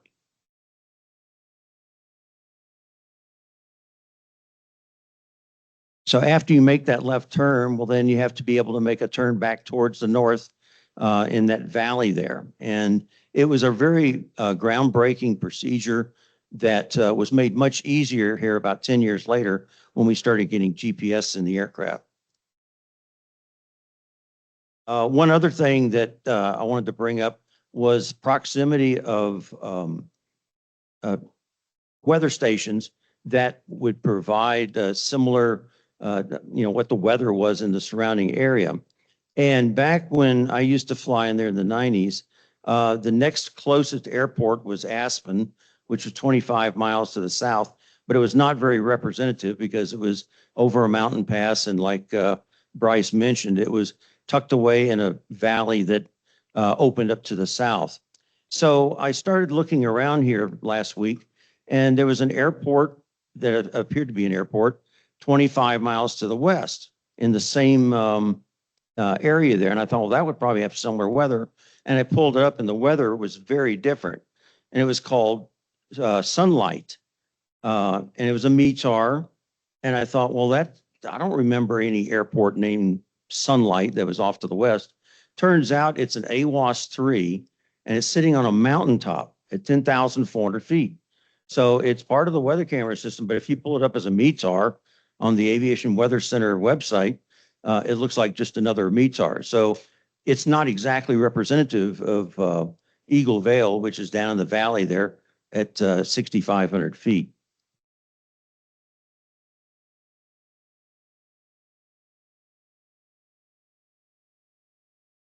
Okay, one other that's in the area is Gunnison, Colorado. And that has an approach as well that is very unrestricted, but the missed approach is something that you have to turn and go up a mountain valley. And so it's a very similar situation to Eagle Vale. We actually started doing this one a little bit before Eagle and tried it in a 727, which it worked pretty well, but you still have relatively high minimums.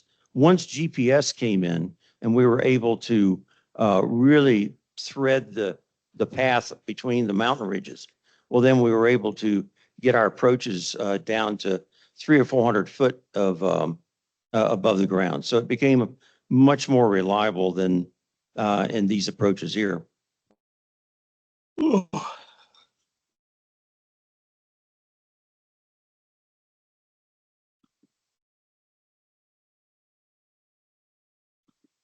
Doesn't seem to be, oh, there we go.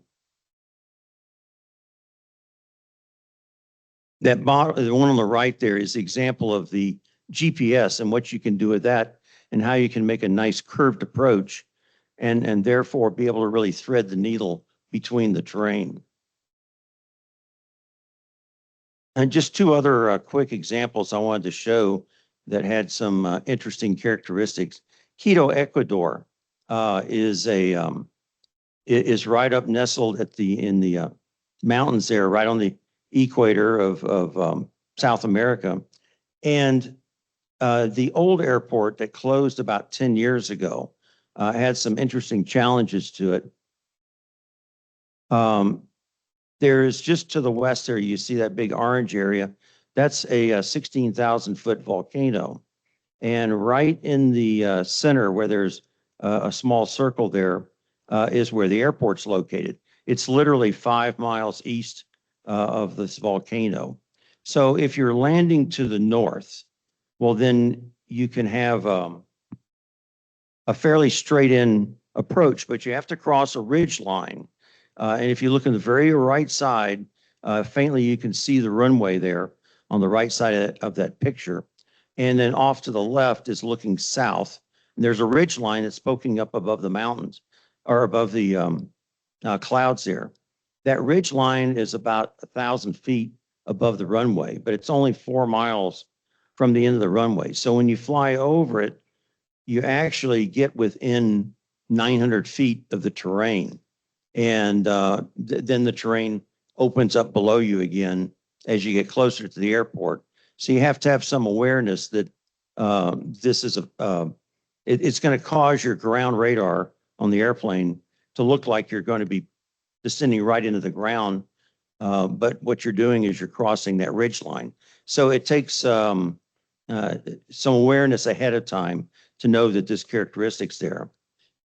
If you, I think this is the video.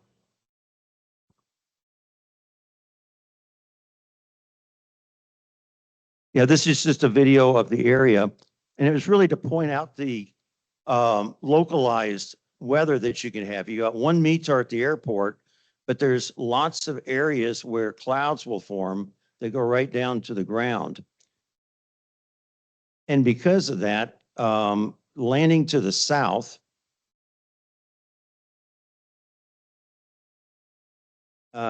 is a challenge. Is a challenge because there's no way to go straight in. If you see on the left there, that's the shows the airport. There's a ridge line right north of the airport, 3 or 4 miles. And if you try to design a straight-in approach, you can't get anywhere as close to the ground on the approach. So what you need to do is have a GPS approach where you fly straight at the volcano, and then when you're about 3 miles out, make a left turn. Now, before we had this procedure, the president of Ecuador, believe it or not, liked to fly on American Airlines as opposed to their local indigenous one. And when they'd have to go to the United States, and his wife was on an American Airlines flight once, and we were landing to the south, but the clouds that you see in those localized areas of cloud cover were right over the airport. So you couldn't land because it was just a visual approach. Because of that, they have to divert to Guayaquil along the coast. And she sat in Guayaquil for 24 hours. And after that, the president said, isn't there something you can do? So with their support, we developed this procedure on the left. And it was actually a proprietary procedure for 3 years. And now it's a public procedure that anybody can use it that's qualified for it. But for a while there, we were the only ones that could do that. But there was a lot of work and test flights that went in to developing this.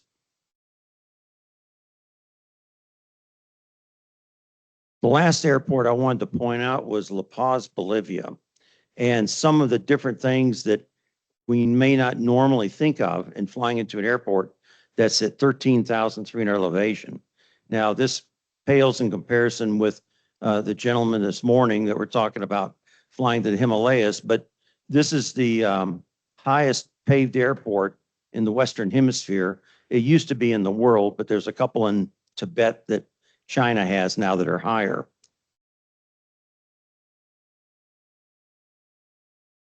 But a couple of the performance issues that you run up against here is when you're at 13,300 feet, standard temperature is minus 11 Celsius.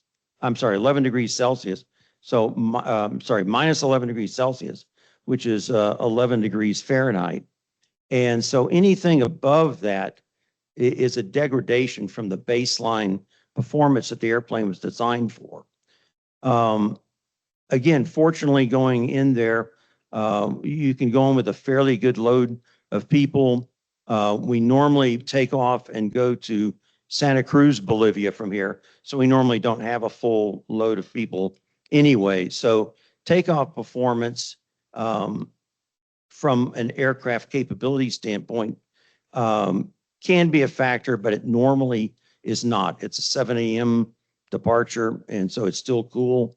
But even if it's 50 degrees Fahrenheit, which was not uncommon, that's 25 degrees above a standard day. So it really impacts the performance. The other aspect is that when you're at that altitude, your takeoff speed is still going to be 140 knots or so of indicated airspeed. But remember, the wing doesn't really care what altitude you're at. It cares about how dense the air is going over the wing. So your air is so much thinner that 140 knot ground speed is actually about 165 to 170 knots for ground speed. Convert that to miles per hour, and it's around 200 miles per hour. Well, something that had never entered the minds of most pilots was a restriction called maximum tire speed.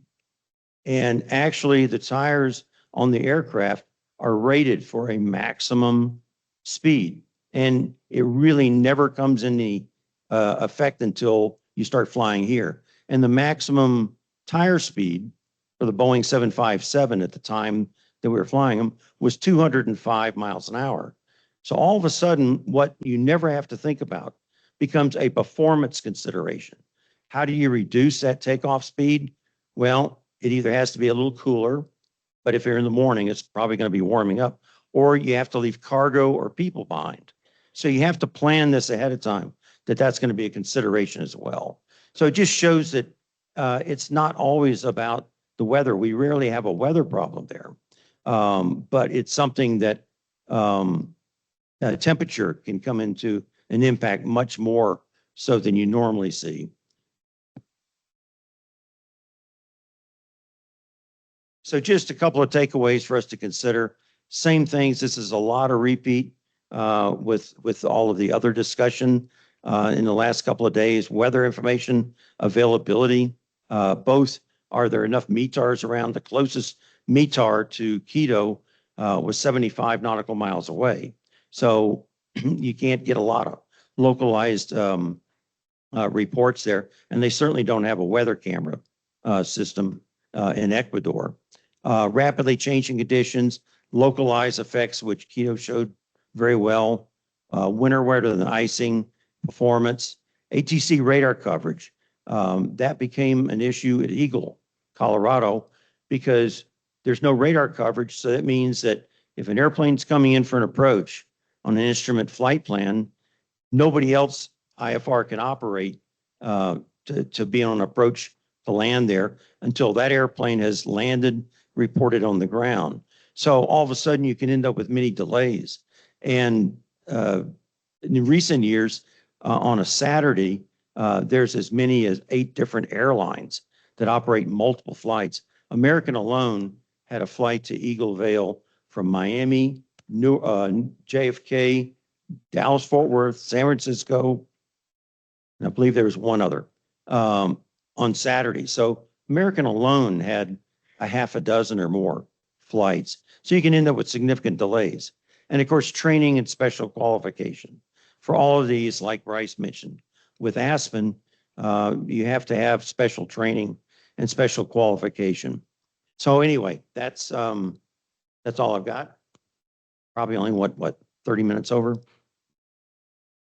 So David, if you could come and sit in the front with the chairs over there, and all the other speakers from this morning, if you could come up as well. Do you want to use this mic or? You can use that mic for answering questions. Okay. And then Beth will be conducting the moderation for this session. If Wayne and Robert are still online, they'll jump in as well. And Beth has a mic as well that hopefully works. And for the audience in the room, you know, we're at about 2 hours since we started. And if you need to take a bio break, please feel free to. We're going to do this and we'll end up being about 20 or 25 minutes behind, relatively speaking, but we got it figured out. So don't worry about that. We keep the panel discussion about 10 minutes. So we can. Well, that means Dave can't talk, because I know Dave well enough to know that he can't answer a question in under 10 minutes. No, I think my first question alone will probably be at least 10 minutes of talk. That was a compliment, by the way. All right, so real quick, because a lot of you probably don't know me, I'm Beth Welliver. Like Aprova said, I am the Chief of Staff for Operations at Joby Aviation. I also happen to be a meteorologist, and I also happen to be an instrument-rated pilot. And I cannot tell you how excited I have been this morning with these conversations and the presentation that all of you have put together. And maybe just to jump right into it, I'll kick it off. And then I know that there's no shortage of questions just watching the engagement that we had in the chat on Teams already this morning. But this is actually a pretty cool panel, because we have 2 pilots that are always operating in the crew environment. And then we have Bryce, I'm assuming that as chief pilot, only pilot, even though you came from SkyWest, that Pilatus is now a single pilot operation. Tom, I assume you are normally a single pilot operation. All right. So with that in mind, we talked a lot about the need to get up-to-date weather information, especially as you're thinking about transitioning into that approach environment, be it VFR, IFR, coming in ready to land. What would you like to have in the cockpit to help you understand what was happening in that environment, and when do you want to get it? And I'm assuming that answer might be different between the single pilot operators and the crew environment. So I'll hand it over to you guys. And do you have a mic? I just finished. Fair enough. 10 minutes to answer. So yeah, for me, you know, again, I really want the ability to have data link real-time weather available. It's the 21st century. It's absurd to me that is not possible, and it sounds like they're making good progress on that, so that's great. But thinking back on these scenarios, things happen really fast. And sometimes, for example, I talked about going into these uncontrolled fields, and they're kind of a black box, and it's nice to have some essay on what other aircraft are doing. You know, maybe having some ASD feed would be nice in real time as well. We're starting to get that now in the new update to our EFBs. So that's helpful. But again, like in the actual environment, when you're on a quick flight in mountainous areas, it's like the last thing you're thinking about. So that's maybe down the list. But yeah, real-time-ish weather, it would be great, you know, that you can have available to you in flight. That's I guess my big thing. Others? I think that in a perfect world, video feed would be wonderful. And we're getting more bandwidth available now to the airplane than we used to have. When I was describing Eagle Vale, we were still at 2,400 baud speed ACARs, and it was just basically X's and O's. So you couldn't really get any kind of pictorial. And I think it would be great to be able to see, like in the case of Eagle, surrounding weather cameras, you know, and have it actually fed into the cockpit. So, I mean, it's just a thought, but I think picture's worth 1,000 words. So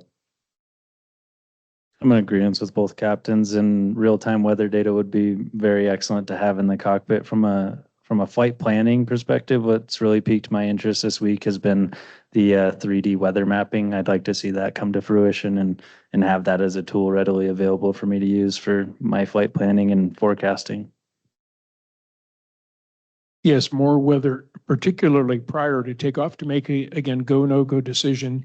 In the example I cited, the weather cameras provided the information to tell me not to make that flight. In past years, I have made that flight through the mountain pass, turned around, had to go back and either wait another day or use an alternate means of transportation. So additional observations, and also the emphasis, especially for the VFR world, of not just at the airports, at key points along routes, VFR routes, is important to us. Great. And I figured this would happen. I have a bunch more questions I could ask, but there are already questions popping up in the room. So we'll do the questions in the room first, and then we'll move to the online group. So Randy. Hey, Randy Bass. Rapidly changing weather conditions, you know, things like that. You talked about, you know, better, you know, more sensors, you know, getting information to the cockpit, more weather cameras. How do you implement that? Who's going to implement that? Who's going to pay for that? I mean, is that going to be by airport? Is that going to be by region? Is that going to be by airline? And if so, how is that implemented on a grand scale and not, you know, each one having a unique, you know, implementation or solution? Actually, I'll take a stab at that. The FAA has been given some additional, I think it's $5 million to put weather cameras out across the country over the next 5 years. So that's one source. However, it's been interesting to me to see the growth of that network through third-party cameras, where anybody that will put up a camera and meet the FAA set of specs, which are not very demanding, the weather camera folks will add that to their site. And last time I checked with them, that's been growing by about 3 sites per week. So we still need observations beyond weather cameras, but that is certainly, to me, looking like a positive direction to help fill some gaps. I don't have a definitive answer to your question. It's a really hard question, but we've also been seeing that from a sales standpoint, as airports aren't very interested in increasing that kind of aviation weather infrastructure when the real changes they're making are kind of cosmetic and making the airports beautiful. And I do see like a very big growth in the interest of aviation weather and improving those security systems. And so I think that along with what Tom said about the FAA's funding, we're also going to see a big influx of airports funding those operations as well. Yeah, and I think in the case of airports, it's similar to what I'm going to say but for an airline particularly, if they see a strong business need to go into a particular airport, they have room full of finance people with very sharp pencils to do cost benefit studies. And there's been a couple that I was involved with when I was in management that on the ops side, I was not a finance guy. But they would be able to look at a place like Eagle Vale when we developed that procedure. Quito, when we developed that, that was a lot of expense of flying airplanes down there, flying the approaches, bringing the FAA down there to approve it for us, having the Quito equivalent, the DGAC equivalent of the FAA do the procedure. So they will go through an extraordinary amount of expense if they see that they're going to make a nickel on the other side by doing that. So in some cases, the airport might have the same desire, but an operator could also see that as a business need. Widespread, government funding, I won't even go there. So I think there's a problem with government funding right now, in fact. So I heard. But yeah, so David, you mentioned how it can be a corporate approach. There's a broad array of corporate infrastructure at different carriers and different outfits of all kind that are available to design these procedures. So like, for example, in your experience, you were a tech pilot, but a line pilot, and you're out there seeing this and experiencing it in real time. At other carriers, I know some have tech pilots who are test pilots, and they're totally disconnected from everyday line flying, and they don't see that need, and it's just not something that's pursued. And I think our default is, I don't want to. This is going to sound, this is like shots fired, but it's the job of the government to do this kind of stuff, to be responsive to the taxpayer, the traveling public, to provide capability for us to move around this country and the world safely. And I don't think we should let those entities off the hook. And I know it's not anyone's fault. I know that the people in those organizations are working really hard, doing hard work, and they're hamstrung by a lot of different things. But we've got to keep going and keep the pressure. Next question. Go ahead, Michael. Hi, Mike Split with Florida Tech. I'm working on a project with FAA Pegasus, and a PhD student he's publishing a paper on being able to take the weather camera imagery and get aviation impact cloud. So is there cumulonimbus? Is there towering cumulus? Is there obscuration? And I'm trying to push forward the idea that, that could be used as an advisory to aviators. Are they going to be able to look at all the weather cameras? Would they need assistance in knowing what they're looking at? So the idea is, yes, you could have machine learning come in and try to look at all this imagery, give some advisory like, hey, we're seeing this. But how does that get to a pilot? That's what I'm trying to think of. I want your perspectives on that question.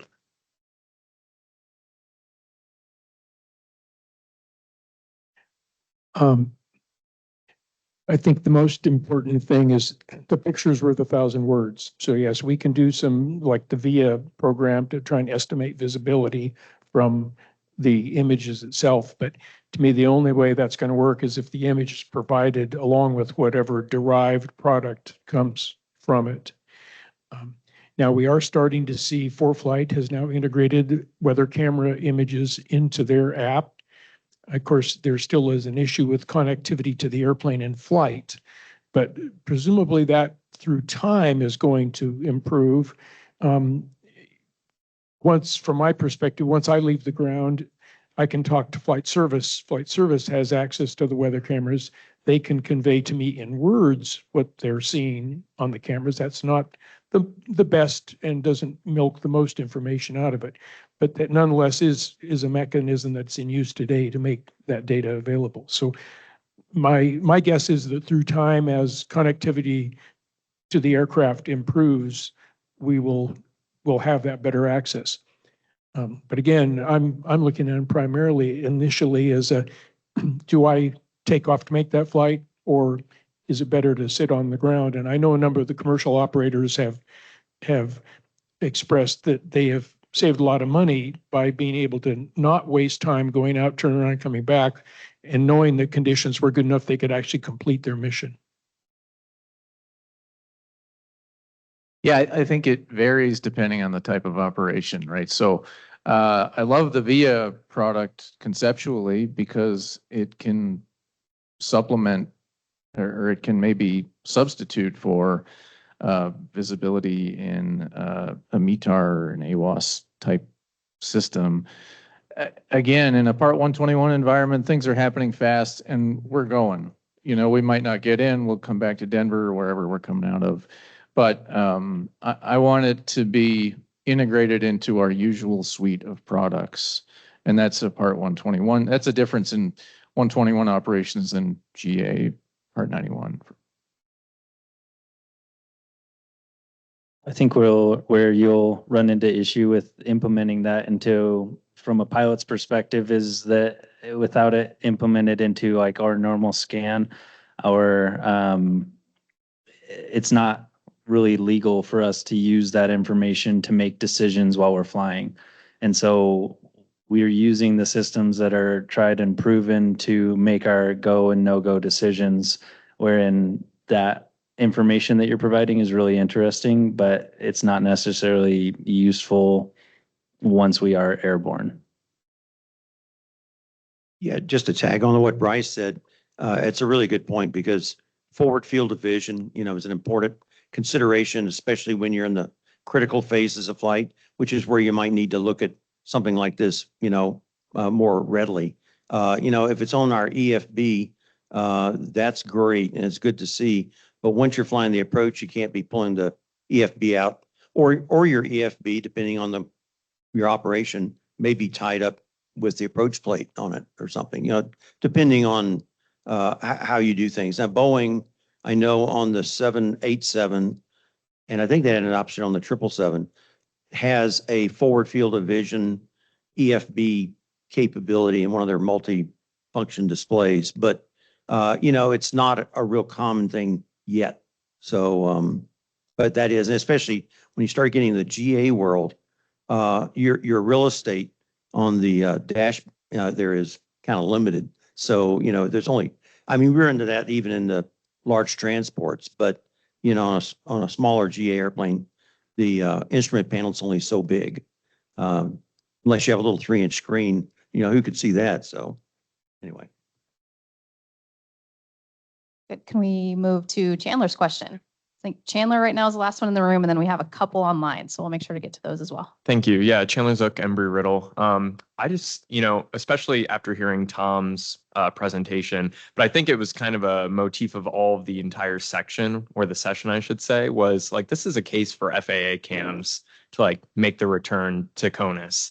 I know at least in Alaska, and it's funny that your presentation actually talked about Squentna, and that was the only way we got any sort of contextual weather information at all. No AWOS, and there's actually a windsock there.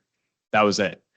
And that saved my life more times than I can count over those summers, especially when we had low stratus hanging around those mountain passes, especially in Windy Pass. Like that's how we'd get our information. So I know this is a loaded question, and again, federal funding and all, but do you think that should be standard for our observation systems to be equipped with these FAA cameras, not just in Alaska, but also in CONUS and everywhere else that we have, ASOS and aerodromes? All it takes is money.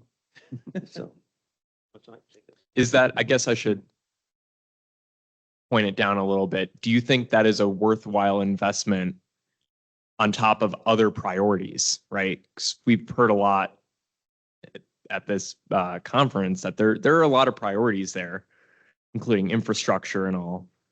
Where does this land on that list? So I guess, yeah, my personal hope is that from now on, any weather system, AWOS, VWOS, whatever, would include a weather camera, which I suspect, and I'll defer to the people at Campbell Scientific and others as to what that might add to the cost of a system.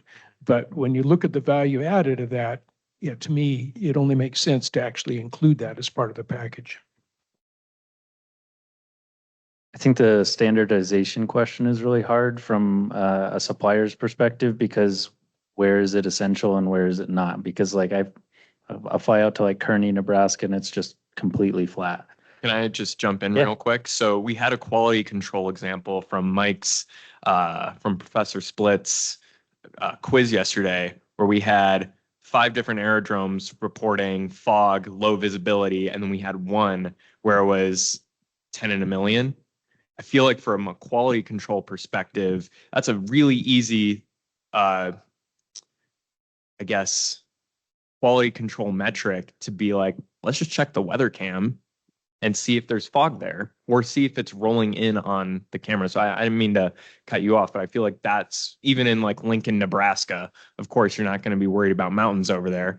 But I feel like that might, even there might be value added from a quality control perspective. Definitely. Yeah. Yeah, Tom basically said what I was going to say, but the quality control is, it can be a tough aspect, but I think the cameras would help a lot. But a lot of quality control algorithms, as well as when they look at surrounding, even close by stations, sometimes it's not the best, because you can't have a very localized effect. I don't know if Bill Bauman's on the air or not, but he was dialed in yesterday, but he had a situation where his weather station in Florida was being sent to METAR, and they had a little thunderstorm rain shower that occurred right over his location, and none of the other surrounding 5 miles away, which, as you know, is not uncommon. So it cooled it off 7 or 8 degrees middle of the afternoon in summer. METAR kicked it out for like 3 or 4 hours because the surrounding areas. Now, it was a valid temperature where he was at. Right. But so you always have to get some filters through the quality control, but I think cameras will go a long way. Yeah, I mean, I think cameras would be nice, and I think, in certain areas, it makes more sense for that. But there's what cameras cost you and me, and there's what cameras cost the FAA to install and to have that certified. It's a really big question. I don't know. And, especially since we already have pretty good ASOSs and AWOS, even after all the discussion about limitations that we had yesterday, they're pretty good, right? Thank you, guys. All right, I don't want to leave our 2 folks out online who've had their hand up the entire time we've been doing the panel. So Gary, you're up first.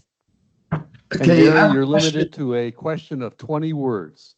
Okay, well, now I do have a question, but I got to make a quick comment on what people are saying. We've done a lot of this. We're weather technology in the cockpit, and pilots always say they want information, and I know Ian would comment on this as well. So many times when you actually run demos, we end up finding pilots are heads down, looking at video images in the cockpit, trying to figure out which camera. You can end up getting distracted and not flying the aircraft. Some of these things are take cognitive assistance. And we are working with METAR to develop what used to be called Digital Copilot, an app that's using AI to help do what Mike Splitt was talking, where it kind of converts it or processes it. But you got to be careful. What works great on the ground when you're looking on the aircraft and you're supposed to be flying the airplane can really take a lot more time and be more distracting. And we've run these all the time where something that seems useful in the cockpit, we just find pilots don't perform well on simulators. But my question is, we are interested in, we know automation is coming, and we've heard all these different things, representativeness and other stuff. As pilots with weather information, are there any specific scenarios? Because one of the things we're going to have to do as automation comes along is get real world scenarios to see that the automation is actually doing what it needs to do. Obviously, anybody, when it's 70, sunny, clear, and no wind, it's easy. And if it's horrible storms, it's not a problem. It's complex weather, like you guys were talking, miscited information, erroneous, conflicting information. Do any of you have scenarios where you find as a pilot, you're doing the right thing. We know where pilots do dumb things and make mistakes and they report themselves or they crash and we investigate this. But we never get reports where a pilot lands and goes, man, that weather information was horrible. I was brilliant. I did the following. Do you have warnings or things that might give us ideas for the real world scenarios where you constantly see the weather information? If you were to fly it and just obliviously do it, where either you have to have external cues or you're sensing your aircraft stability, et cetera, that you could advise us would make good scenarios to make sure automation is actually going to address complex weather situations where you could see accidents occurring in any of these types of aircraft that are coming along, whether GA, AAM, or UAS. So I think that was like 24 words instead of 20. If you guys can keep it kind of tight so we can wrap up this session. I don't know if they have any, so real quick. Yeah, a part of the issue there, I'm sorry, Gary, was you were broken up about 30% of the time. So I had difficulty understanding the question. We kind of got the gist of it, but maybe David, you. Yeah, the gist is, do you know weather scenarios we should use to test automation? I'm in the room now. They should have good audio. I'm surprised they purposely moved. Do you have specific scenarios that you would suggest automation could go through, certain types of weather where the information may be misleading and you guys as pilots do the right thing, not make mistakes, but you don't tell people, it's not documented that you did good piloting and prevented an erroneous decision based on the weather information? If I got the gist of that, I think I would have to sit down and, spend some time to come up with the scenarios where this or that might be useful. More information in the cockpit. I agree that overload's always an issue, but I will say that, you go back to TCAS, the collision avoidance system, when they were going to mandate that in the airplane, all the pilots threw up their hands and said, oh, it's too much information. That thing's going to be squawking at me. And now they won't go without it. It's broken and nobody wants to go. Same thing with the enhanced ground proximity warning system for a terrain avoidance system, because it'll start squawking at you, if it perceives that you're flying towards terrain or something. And the pilots again said, oh, we can't have that in the cockpit. More information than we can assess. And again, now you won't have guys just, oh, I'm not going without that. I'm flying over Alaska and there's mountains up there. So it's something that every time they add more technology, I guarantee you, after Lindbergh, he was happy with what he had, and anything they added, they said they probably didn't want it because it was going to overload their, and despite the fact that I started right after Lindbergh, anyway, go ahead. I've had a lot of scenarios going in and out of Colorado airports where it is a really short flight and I've been trying to cram in too much information. I always exercise perfect judgment in the cockpit and I've never overloaded, but in some of these scenarios, it does seem like there's too much. And when that happens, we revert back to the basics of just following what we know is going to be accurate, true, tried and tested, and making our decisions based off of that. And it's kind of hard to come up with scenarios on the spot like that, but I think that probably speaks for all the pilots here. Yeah, I gave you an example of where, finding a way to data link AWOS real-time weather would be great so that we have better information closer to the airport. But to your point, as I've said, you're in these challenging environments, things are happening fast, and it's a whole human factors experiment really to figure out what's needed and what's not. And my default is to declutter and fly the airplane. And that's really important in those times. And we're in a room with all these people with all these great ideas, and it's tempting to just say, yeah, let's take it all. But that's not always appropriate, to your point. With that question, I think we should wrap up this session. So thank you to all the aviators here. I think this was a really informative session, and we got a very different perspective around, flying in complex weather and the challenges with that. So with that, I want to thank also our Nepalese pilots if they're still on, Wayne Sand, Beth for stepping in and moderating this session, and to all the pilots here up here So what's next? So you guys can return to your seats. We're going to give you a big hand.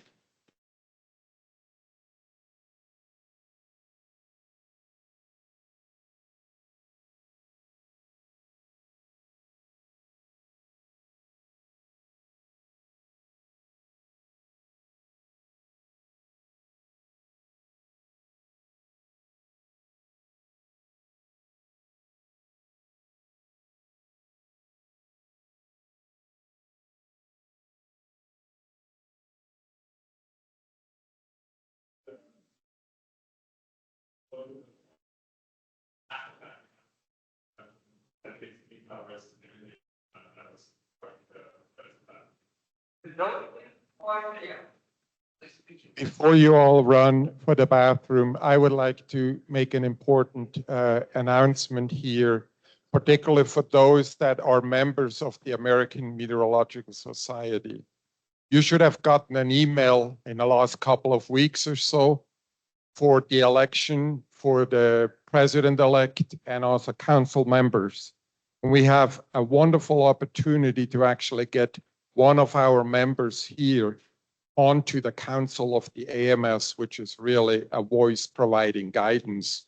And this person is Randy Bass, and I would like to give him the floor for just a second to explain why this is such an important election and have representation on the council. All right. Thank you, Matthias.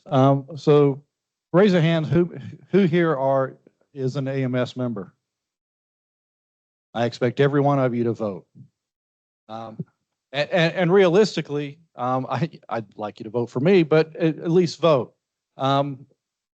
Typically, about 15% of the AMS members vote every year. Only 15%. So we need better representation. For the rest of you who aren't AMS members, you ought to be, especially if you're a meteorologist. AMS has about 10,000 members. There's probably 40,000 meteorologists out there. A lot of them in operations who are not members. That's one thing I want to see if I can help change. I'm really honored to even been nominated to run for council position. Currently, there is nobody there are no members of the council right now and none running that have an aviation meteorology background. Everybody else is in other things.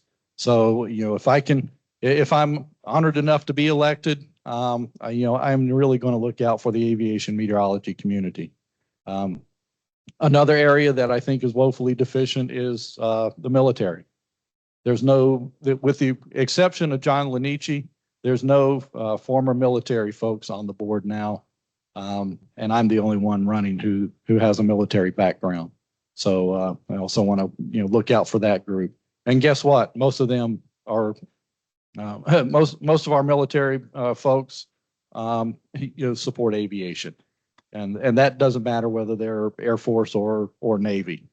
So those are the groups I'm going to look out for and try to support. As Matthias said, it's a really big time for AMS. We all know what's going on with the government. AMS has to be very careful about what they do. And sometimes I think they overstep their boundaries. We can't let AMS become a political organization or lose your 501 status as a tax exempt group. So gotta look out for that. One final thing, this is not about, two final things. One is about me. When you vote for a council member, you can vote for up to 4. If you like them and you don't like me, fine, vote for them. If you like me and don't like them, you only have to vote once. You don't have to vote for all 4 people. That actually helps me. And then the final thing is there are 3 people running for AMS president. That has never happened before. It's always been 2. But this year, there's actually a write-in candidate, Bruce Telfian. Normally, the board selects the 2 people to run, but there's a way that if you get a certain number of people to write in basically for you and get enough signatures, you can get put on the ballot. And that's what he's done. I just noticed today, they had one of those Ask Me Anything chats yesterday.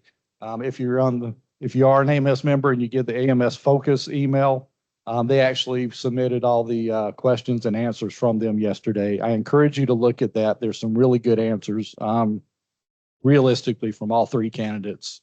Take a look at that, and I think you'll see that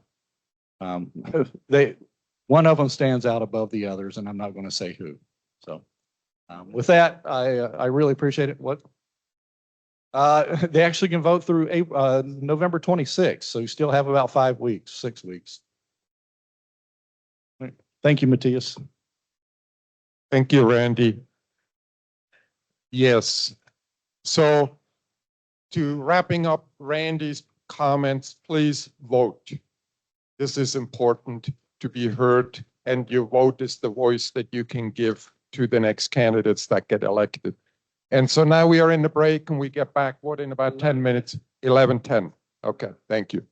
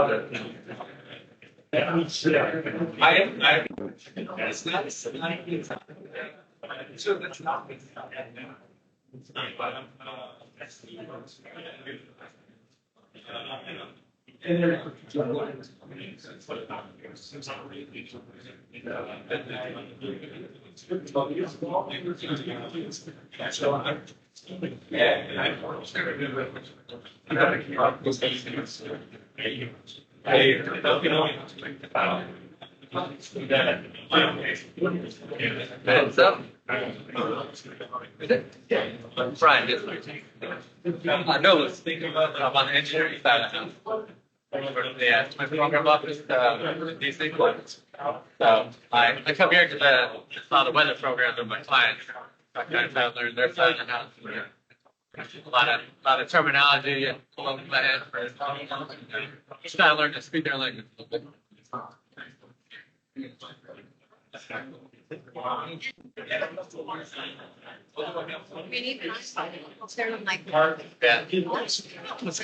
Something I'm sure all of you know. I'm like, I'm not gonna hold everybody.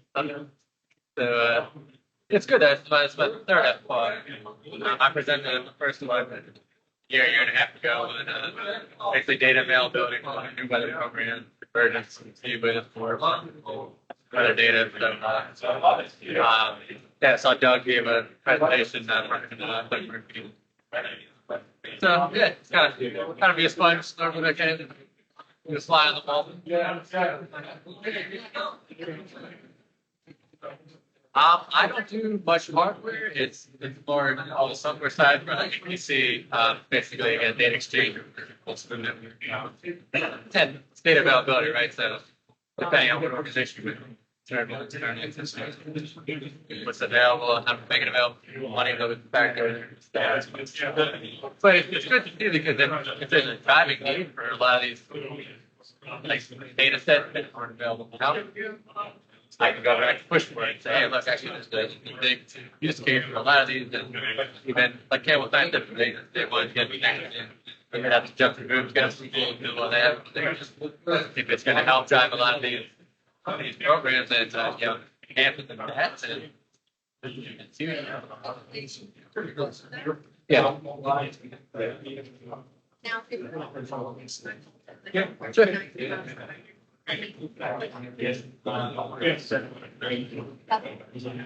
No, so technically we're like a subcontractor, yeah, but I work directly for the FAA program office.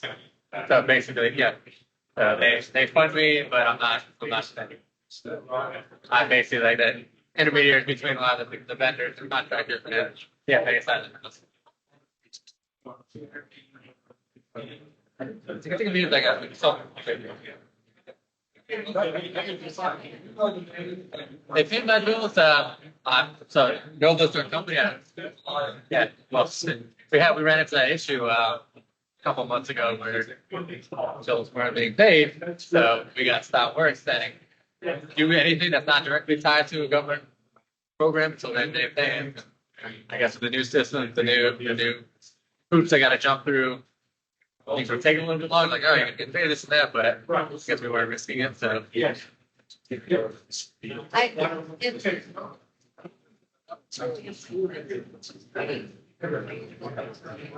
My brother's a direct vet. He works for the Army and civilian, so he's further right now. And hey, I told him about the company out here. He's like, how? And you always forget the private sector. Yeah, I'm not a vet, so.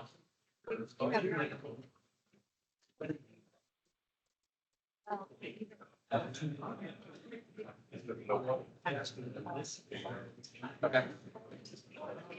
We're going to start in about a minute, so if folks can start taking their seats, that would be helpful.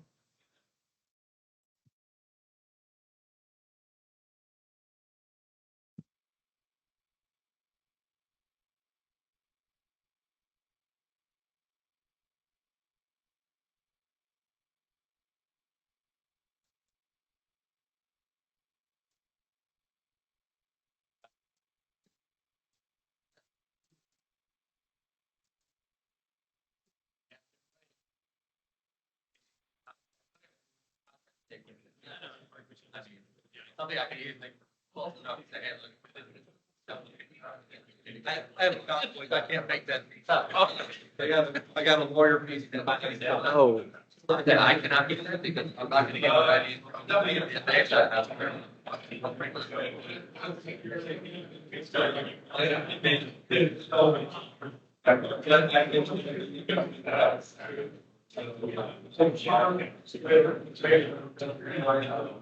They don't.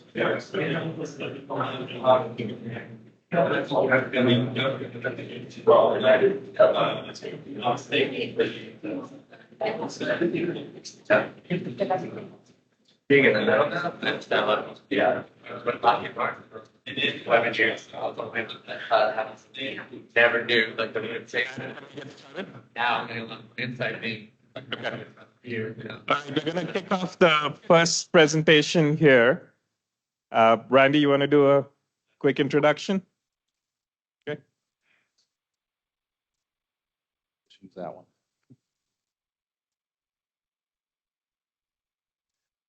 All right, everybody, welcome back. This session is going to be on winter weather, especially winter weather products and some of the work that's gone into them.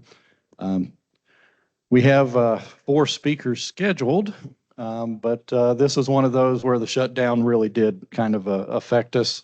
We're going to start out with Nicole Starzik from Aviation Weather Center, who obviously can't be here and can't present, but because she was very forward-looking, she actually did a video of her presentation that we'll show here first, and that's on the winter weather dashboard on the Aviation Weather Center website. Next, Scott Landolt's going to do a presentation on the NCAR FAA snow machine project. Then he's going to pick up the slack from Steve Maciejewski, who can also not be here because of the shutdown. So he's going to present for Steve on the FAA's winter weather research program. And then our last presentation will be from Richard McKay here from Campbell Scientific, and he's going to be talking about advancements in the sensor types. So as Apurva mentioned, we would normally do a panel session after this, but since we're only going to have 2 panelists, it doesn't really make much sense to do that. So instead, just ask your questions afterwards, and if we finish up a little bit early, that'll be good because we're already about 15 or 20 minutes late. So with that, we'll go ahead and get started. We'll go ahead and play Nicole's Hi, video. I'm Nicole Starzak, a science and technology infusion meteorologist at the Aviation Weather Center, part of the National Weather Service. That title is really just a fancy way to say I am a research and development meteorologist. I'd much rather be in Utah with you guys. I'd also much rather be able to present this live, but this will work. I am going to walk you through some of the tools on aviationweather.gov that can be used to prepare for winter weather flight planning. We do have a variety of icing products within the graphical forecast for aviation, but we also have a winter weather dashboard for looking at the winter impacts at airports. I'm going to spend most of the time here on the winter weather dashboard. The purpose of the dashboard is to provide decision support for the FAA air traffic managers and operational meteorologists to coordinate long-range planning for winter weather by providing guidance on the impacts of that winter weather at airports. The winter weather dashboard shows the potential winter weather impacts to the core 30 airports minus Honolulu, as we are hoping they do not see winter weather. The display shows the potential impact to each airport through this time series display of color-coded boxes, with green being nominal or no impact, yellow showing that slight impact, all the way up to red showing the highest impact. The impacts for each airport are assigned based on the airport's average annual snowfall. So you'll see the airports on the left there with a greater amount of snowfall, sliding down to trace or almost no snowfall on the airports on the right. This is kind of designed so that the airports that see more snow and we'd like to assume are more equipped and more efficient at clearing off that kind of snow, like Minneapolis and Denver, they can maintain operations with more snow than an airport like Fort Lauderdale, Miami, that typically wouldn't see that kind of accumulating snow. So the criteria for those are adjusted accordingly based on how much snow they might normally see. Using those criteria thresholds, we use that stoplight color scheme to show the impacts, which really kind of helps draw the eyes to the reds and oranges, the areas with bigger color, which in theory are showing greater impact as well. And all those areas with impacts also have an S, a V, or an F, standing for snow visibility and freezing rain.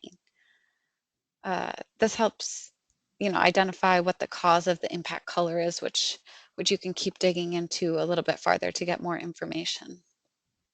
As I mentioned, the dashboard by default shows the core 30 airports minus Honolulu, but we do have alternate sites for each of the core airports that you can view by selecting the drop-downs next to the airports. The alternates were decided on by the weather evaluation team, and they could help FAA air traffic managers in identifying nearby airports that maybe aren't experiencing the same impacts as the destination airport, or could provide an alternate landing or an alternate route if needed. A different set of data also shows Canadian airports, but I won't focus too much on those at this point. The last thing I really want to point out is that there is probabilistic data available within the dashboard. This follows the National Weather Service's initiative to provide more probabilistic data for our end users. And I'll discuss that a little bit more in the coming slides. If you really want to dig into the dashboard, you can get a little bit more information by clicking on those boxes with the letters, so the S's and B's, and you'll get a little pop-up when you click on those. At the top of the pop-up, you would see a breakdown of the impacts that are listed on the dashboard themselves. So if you take a look at this example of Salt Lake City, the box is red with the letters S and B. Taking a look at the pop-up that appears, it looks like there's a small probability of snow impacts, still in the green, still not showing too much of an impact, but there is a chance for snow. Instead, you'll actually notice that the visibility is showing in red. And if you can read it from there, it's showing 40% probability for less than half a mile of visibility. So that's really why that one's colored red, and you can kind of see it a little bit closer. At the bottom of that pop-up, you can also see the model trends. It shows the past 4 model runs, so full 24 hours, which users from past evaluations and actually an FPAW presentation on probabilities a couple of years ago expressed how helpful it was in building confidence in seeing those trends and the trend data over time. Users becoming more confident in the data and the forecast as a whole by knowing what those trends might look like. So taking a look more at how these probabilities are calculated, I wanted to point out that we use a weather forecast ensemble to get these probabilities, and that's actually what we are displaying. The impact information for the dashboard is calculated using the Global Ensemble Forecast System, or GEFS, weather forecast model, which is made up of 21 separate forecasts or ensemble members. An ensemble really is a set of different weather forecasts. They're initiated similarly, but not exactly the same. And they account for some of that variability and uncertainty and chaos in the atmosphere. We actually provide how this ensemble data looks for our users on the dashboard. So digging in a little bit to that, if you click on the little graph icons next to the airports, a window will pop up with each of the different ensemble members drawn out. This one is showing the 3-hour snow total for Salt Lake City, as we were looking at that before. But if you look at if you look at the drop down, there's other options to look at temperature and visibility and some of the other parameters as well. Thinking back to the colors on the dashboard, the impacts are assigned when a percentage of these ensemble members, which you can see the different colored ensemble members over there on the right, when a certain number of those ensemble members reach the colored thresholds. So this is the thresholds for Salt Lake City. That's why you're seeing those 4 different colors. Once a certain percentage of the ensemble members reach those thresholds, that's where you get the dashboard to show those alternate colors. Again, if you recall our trend data from the previous slide, you can actually see the impacts from snow. Again, this is the 3-hour snow total. You can see the impacts from the snow shown here in green. And if I recall, this was a couple hours, like 6 hours in, so that would be right in that first little dip where you are in fact seeing a couple, you know, the probability of snow isn't none, but it's also not super impactful at that time. So just a neat way of showing how the data or how the dashboard is seeing and processing that data. This tool is actually one of the Aviation Weather Center's first for providing probabilistic data. And we do that by ultimately giving a more definitive answer with each of the different plumes and different probabilities displayed in this kind of ensemble setting. So moving on from that, I briefly touched on at the very beginning, we have a couple other products that show icing and cold weather impacts. So just to mention a few that are available within the graphical forecast for aviation. We have icing severity, which are estimates roughly based on the accretion rate of ice on an airplane. So these levels and the different shades of blue are actually determined by the time it would take for an aircraft to get a 1/4 inch of ice. So the lightest blue is over an hour to get that 1/4 inch of ice, up to the darker blues, which could happen in less than 5 minutes. Severity also has the option to display supercooled large drops, or SLD, which you'll see here in that reddish overlay. I think there's some, yeah, I see some down over the Gulf specifically. SLD are typically found at temperatures from about 0 to -20 degrees Celsius, but could be lower. These are actually especially important if the aircraft has been at or below freezing levels, giving those supercooled drops a place to stick, something to land on and actually freeze to. So as you're thinking about freezing levels, I'll actually jump to the right side. We also display freezing levels relative to mean sea level. This picture was from last week, actually. So looking at freezing levels, you can see Alaska is showing freezing all the way down to the surface, but the rest of the country staying warm for a couple more days here. And then just quickly in the middle, we also show icing probabilities, which is a calculated likelihood of encountering in-flight icing shown as a percentage. So those darker oranges are a higher percentage of encountering, or of the possibility of encountering icing. And with that, I will wrap up. But if you have any questions, please feel free to reach out, email me, and I will get back to you as soon as possible. Thanks. All right. As Nicole said, please email her if you do have any questions. If you didn't get her email address, then we can. I would suggest maybe putting the questions in the chat, and we'll make sure that she gets them and responds back to you. Randy, can I make a quick comment? The winter weather dashboard originated, as Nicole mentioned, out of the weather evaluation team of the collaborative decision-making group. And I'm not sure that if one or the other is online, but big hats off to Tom Lloyd of JetBlue and Kevin Johnston, now of SAIC, who were the co-leads of the WET at that point in time. I can see that what the AWC has done is they've taken a good, albeit rudimentary idea, and they've gussied it up in some nice models and with some nice additional features that we didn't think about at that point in time. And it is a really, really neat product if you are interested in winter weather.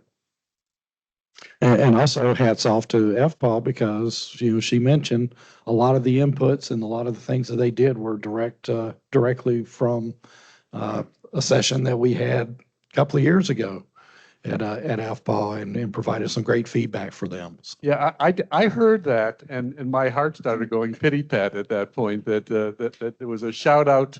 And on a serious note, people in this room, including yours truly, have asked, okay, our meetings are great, but what's next, or what else? What should we be doing? And a comment like that tells me that we are doing stuff in between meetings, even if we don't know about it. We're planting seeds, we're influencing, and sometimes the ground is fertile and things grow. Sorry, Scott, I cut into your time. All right, next is Scott Landolt with the NCAR FAA snow machine. All right. Good morning, everyone. So I'm going to give a quick overview of some technology that we've developed at NCAR with an eye towards solving some issues that we have when developing holdover times from a ground de-icing perspective.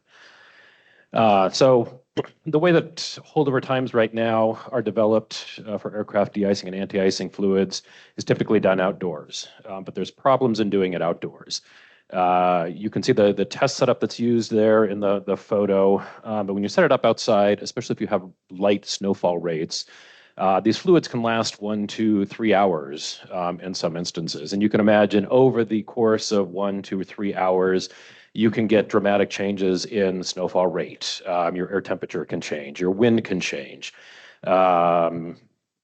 all sorts of different things that can impact what's going on with the tests outdoors. And we see that when we look at the actual failure times that are called from these plates, because there's a lot of scatter in the data because these variables change throughout the test. So there are a number of problems that have been identified with doing the outdoor testing. So a number of years ago, the FAA had come to us and said, can you come up with a method where we can create snow indoors in a laboratory environment where we can eliminate a lot of these variables that we're seeing outside, remove a lot of the scatter in the data, and really narrow in on what the holdover time should be under these conditions. So we said, sure. We've gone through a number of different iterations of what we're calling the snow machine. And we now finally have what we're calling the final generation of the snow machine, which you can see there in the picture. I'll tell you a little bit about how the machine itself works. So we actually take distilled water, we freeze it in aluminum molds. So we form these ice cylinders that you can see there on the right-hand side. These ice cylinders then are loaded up into a linear translator system, and we actually feed them into a rotating carbide bed. So essentially what the snow machine is a giant shaved ice machine, is what we've done. Works quite effectively, yes. And we have offered for people to come in if they want to do snow cones and stuff. We tell them to stay away from the de-icing fluids, but we have other flavors available to them.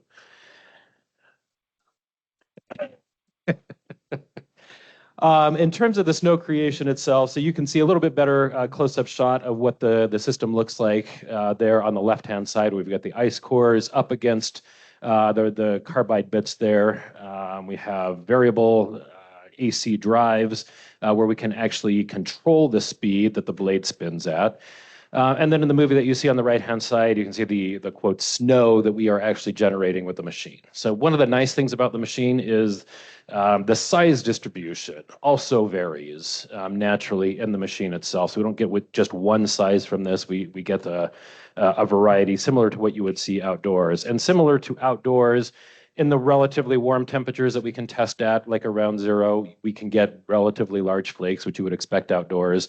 When we go down to like -20, we tend to see that the machine naturally will transition towards smaller particles, just like you would see outdoors. Also, because we can control the spin rate of the blades, we can vary the snow size distribution as well from that. So if we spin the blades a little bit slower, we can actually get larger particles that come out of that. You can see that in the lower left-hand picture. And then if we spin them a lot faster, you can get much smaller flakes that'll come off of there. So we can just by changing the spin rate of the blade, we can come up with various different types of size distributions. And we're doing some testing with this right now to show that size distributions themselves actually can have impacts on the holdover times as well. So if we can come up with kind of a general idea of what do the size distributions look like naturally outdoors at a given temperature, we can now also simulate that in the machine itself. So here's an example of the machine in use. So you can see at the top, not only do we have the ice cores loaded in, we're shaving the ice off, we actually have the linear translator systems themselves on linear translators that are moving back and forth. This was done to solve one of the longstanding issues we had with some of the original versions of the machine, where we could not get an even distribution of the snow across the test plate that you see down at the bottom of the machine. So now that we actually move the entire systems back and forth, we get kind of a sweeping motion pattern of snow across the plate. And we can get a spatial distribution pattern across the plate that much more closely matches what we see outdoors. So we've essentially solved that problem as well. Some of the other things that we've built into this, we also have a video camera system set up, because one of the things that they like to see when they're calling fluid failures is what is the progression of the fluid failure look like throughout the test. So we've got the camera mounted in the back looking down at that. And then I've got an example here of what it looks like when we actually do a test, where you put fluid on the plate, you turn the machine on, you let it snow, and you can see the snowflakes hitting the fluid and dissolving into the fluid. For those of you not familiar with the testing procedure, typically a fluid is considered failed when a third of that plate is actually covered in snow and the snow is no longer absorbing into the fluid itself. Where are we going next with this? Right now, we are working with the SAEG 12 committee to see if we can start getting a standard put in place that will allow us to use this machine in a laboratory environment to do the holdover time testing. But we're also expanding this technology out a little bit. We've had a lot of experience or a lot of interest from people who have approached us after seeing this, saying, "Can you use it for this?" And some of the areas that we're looking into are expanding the machine in size in a different facility to be able to test drones in snowfall conditions. We've had instrument manufacturers that have approached us and said, "Can you do testing of our instruments in a snowfall environment?" We even have some private companies that have problems with snow building up on different components that they're trying to mitigate, saying, "Hey, can we take our system and put it in your snow machine and see if the designs that we're coming up with actually are working to prevent or remove snow quickly from those systems?" So this is just kind of a quick high-level overview of what we've done with the snow machine, where we're hoping to go with it. We do have some presentations coming up here this fall at the G12 conference talking about the final version of the machine, as well as the testing that we've been doing with the different size distributions, and starting to talk about how we can get a standard established to use this machine going forward. So I'll stop there, see if we have any questions, or if we're just going to transition into the next talk. Keep going. Perfect. No. I have a question. And if anybody else has any questions, they can come up. So can you switch out the test plate to check for different composites of, airframes and things like that? Definitely. If we can get a composite of the aircraft wing, we can certainly put that in and just swap it out with the aluminum plate that we use now. So yeah, we can test all different materials in there. I'll jump in while the other question comes up. Does the purity of the water or the ice, the core, affect the way that you shave it? Have you looked at that at all? So in other words, if it's, I don't know how to describe it yet, just that ice core, have you looked at the consistency of that or getting that consistent, and will it vary based on, let's say, whatever composition of that water is, or the temperature of that you're holding it at, those kind of things that might affect it? Because just from liquid precipitation, there's a lot of variability in that'll affect things. So just a question, a really nice presentation, really nice system. Thanks, Richard. It's a good question. We haven't looked at that too much because oftentimes the standard that we've used is to just go with distilled water. And it's more, not so much from a perspective of snowfall making, but to make sure that there's not chemicals in the water that might react with the de-icing fluids that we're testing that could skew the results. So typically we always just use distilled water when we're doing the testing, but it's a good question. Mike Split Fluorotech, does wind matter, and can you add wind? Also an excellent question. Wind does matter, actually. I could go into a lot of the physics and stuff that we've discovered on how these fluids work behind the scenes. And as a real quick overview, usually what happens is when the snow hits the fluid and, quote, melts into the fluid, you need to pull the heat from somewhere to melt that snow into the fluid. So it's a latent heat process. And that heat usually comes from the fluid and the plate itself. So if you embed a temperature sensor in the back of the plate, you can actually see that the temperature of the plate will drop 3, 4, 5 degrees below your ambient temperature of what the outdoor is. So in the case of wind, if you have wind blowing across the plate, you're actually adding heat back into the system, and you can actually get longer holdover times under windier conditions than under calmer conditions. So we do know that wind impacts it, but you get the shorter holdover times without the wind. And from a safety perspective, that's what they're most interested in, is if you're out there, you have an aircraft in calm conditions, those are what your shorter holdover times are going to be. Can we introduce wind? We could. We have been working or having talks with another company that's interested in trying to incorporate this in with wind. We aren't quite sure how to do that yet. That's maybe a challenge down the road. Just getting to this point has taken us a while as it is. Yeah. Hey, Scott, we got one question online from Gordon Brooks about snow rate. Can you vary that in addition to the size distribution? Absolutely. We can go from very light rates all the way up to blizzard conditions inside of the machine. So I would say we can reliably produce anywhere from, I would say, 0.2 millimeters per hour up to 10 millimeters per hour. Okay. Now we can transition to Steve's to the next talk presentation that you're going to do.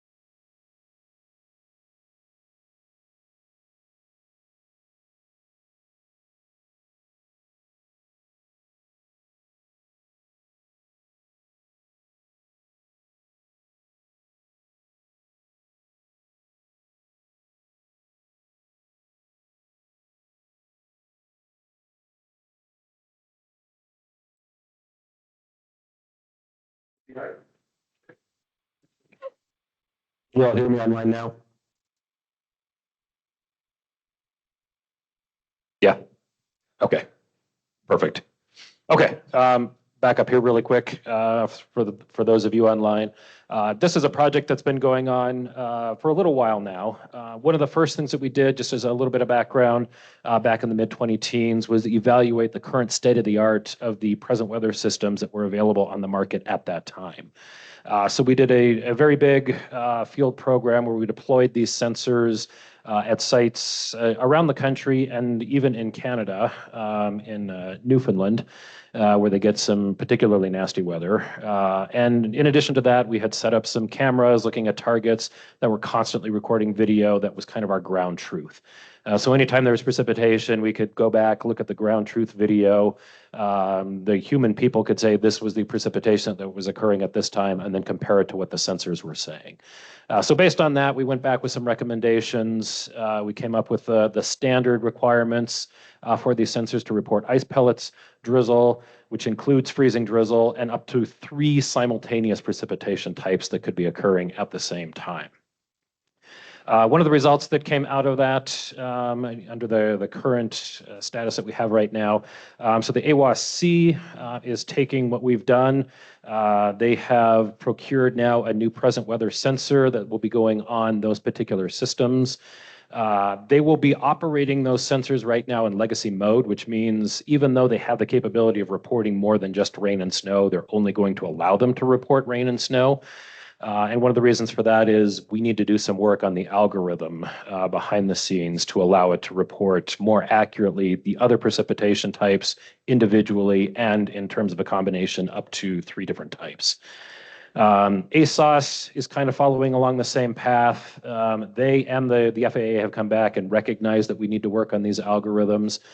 So it's likely when the new present weather sensors make their way onto ASOS, they also will likely operate in legacy mode until we can get these new algorithms rolled out. So we, meaning the WOR project, will be working closely with both the FAA and the Weather Service on those algorithms to try to get those shored up and hopefully flipped around relatively quickly. So as these sensors start getting added, we now see that the automated systems will start kicking out more precipitation types, which I'm sure Heather Reeves will be quite happy about for some of the work she's doing, and I'm also quite happy about from the work we're doing on the NCAR side.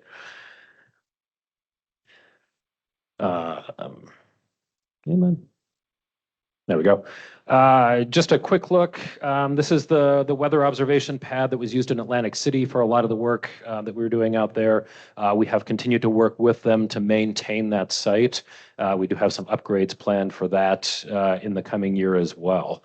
So a lot of what I'm going to be talking on in terms of our new areas of research will also refer to the sensors that we have out at the Atlantic City site. So the things that I'm going to brief on really quickly today are talking about getting ASOS and AWOS sensor data outside of the METARs. This is getting at what I had talked about back on Tuesday, access to more of the raw information without having to rely on the existing systems.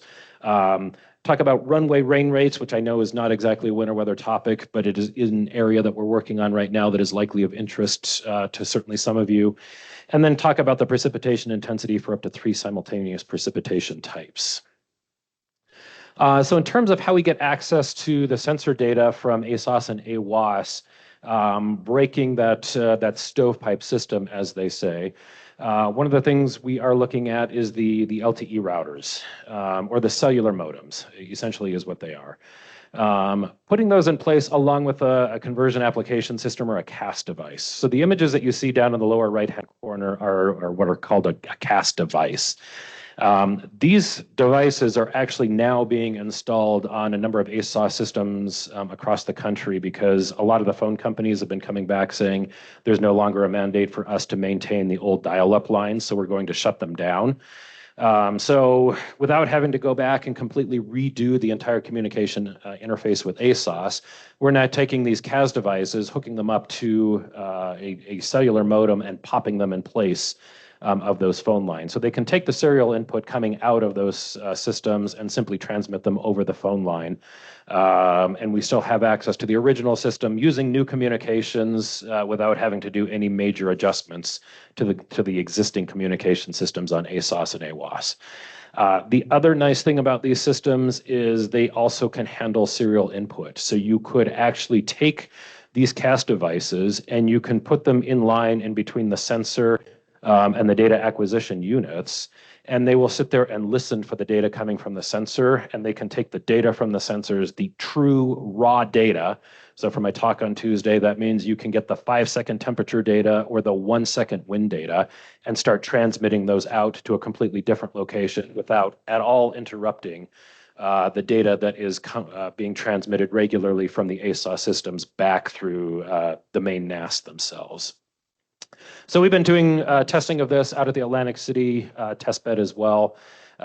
We've got sensors that are out in the field operating on their normal serial inputs like they currently operate on ASOS.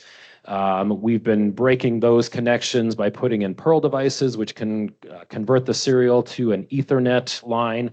And then from there, we can install CAS devices, we can install LTE routers, basically demonstrating that we have the capability of putting these new communication modes in without interfering with the existing data transfer protocols that exist on ASOS and AWOS. So that's one of the things that we're working to demonstrate to them right now. If you look in the third box over there, you'll see the ceilometer, the CL51 down at the ground. You notice that it's got 2 data transmissions going out from there. One is the standard path back through the network as it would be on an ASOS or an AWOS system. The other one is putting the CAS in there to listen to the signal coming from the oscillometer so that we can actually grab the raw backscatter data and transmit that somewhere else without bogging down the communication system on the existing ASOS and AWOS. So we're seeing a lot of encouraging results coming from this. We're going to continue testing this into the future. In terms of the runway rain rates, based on some NTSB recommendations that came out last year, we know that there are problems out there right now in terms of capturing heavy rainfall rates. And this relates to aircraft that come in for a landing. You've had a thunderstorm or something that just moved over the runway. There's a lot of water on there. And we've had problems with the aircraft running off the end of the runway or skidding off of the runway to the side. And the NTSB noted that part of the reason is the existing METAR protocol for reporting heavy rain doesn't give you the actual rainfall amounts. It simply just tells you heavy rain occurred. One thing that we are looking at is, can we actually get in there and report what those actual rates are? What we're calling the heavy plus, the heavy plus plus, and the heavy plus plus plus. What do those break down to? You can see the heavy plus would be a half an inch up to 0.9 inches per hour. The heavy plus plus is 0.9 to 1.3 inches per hour. And anything greater than 1.3 inches per hour would be the heavy plus plus plus. So is that all right? We can certainly come up with a way to derive those rates, but we can't really rely on the existing systems to tap into to be able to do that. So what we've started doing instead is taking tipping bucket rain gauges, using that LTE technology that I was just telling you about, and putting it at different places around the airport, so that now we can monitor in real time using these gauges what the actual rainfall rates are. And here's an example from Atlantic City, where they had a heavy plus plus, or this may have been a heavy plus plus plus event that moved over the airport. The tipping buckets were able to capture the data. So we actually have 5 or 6 second data coming from the tipping buckets themselves. It's being transmitted out via these LTE modems. Coming back to us, we're deriving the rates in real time. We can plot them up, the accumulation values that you see there. And then we can also graphically display them here. So this is an example during one of those events where we actually had heavy plus plus plus rates that were recorded by the tipping bucket. And you can see there visually just how hard the rain actually was coming down. That is the same test setup that we were using when I was telling you we were doing the testing back in the 2015s as well for the present weather verification. So we're still using those for other projects now as well. But we now have the ability where we can take relatively simple systems. We can hook a solar panel up to them with an LTE modem, and we can put them at different paths along runways so that if a storm moves over a part of the airport, we can actually see what the rainfall rates are in real time. We'll know how much water is actually falling in those situations, and then we can actually report them out via graphically or via I think it's what we call the runway condition assessment matrix here. This is something that's already in use. We figure this is a system that we can actually tap into to say, hey, here's data coming from the sensors on the airport. Let's use this system to get the word out about what those conditions are like. And then finally, in terms of the intensity of the multiple simultaneous precipitation types, this has come about recently also kind of from the ground de-icing community, where we're starting to do testing of holdover times in multiple precipitation type conditions. But the question has come up, if you have a rain and snow combination, what intensity rain and what intensity snow should we be testing at? You can imagine if you have a mixed condition where it's 90% rain and 10% snow, you're probably going to get a very different holdover time than if it's 90% snow and 10% rain. So the question has come back to us, can you tell us what the different rates are during mixed phase precipitation? And we have said no. there's really nothing that exists right now. We've tried a couple of different ways to come up with some ideas, some estimates of what that looks like. Nothing has really worked out to that point. So now the question is being posed is what are those multiple simultaneous precipitation types? And can you come up with the individual rates for each of them?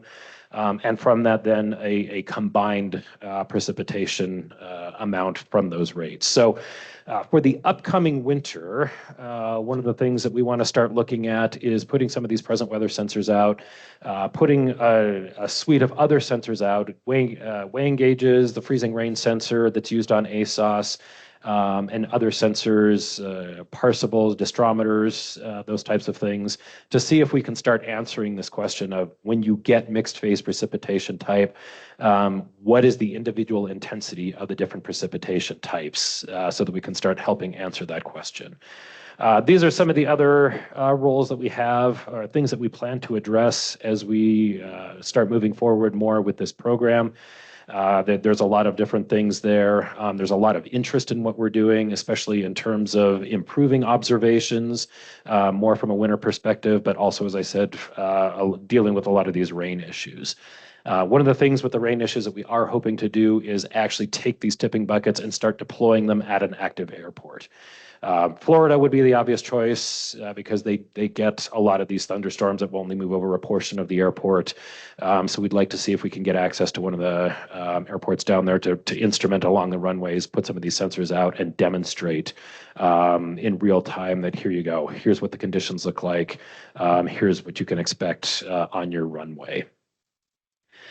That is all I have from WOR for now. Randy, I'll take any questions if we have time, or we can keep moving. We're probably a little bit behind, so why don't we go ahead to the next presentation.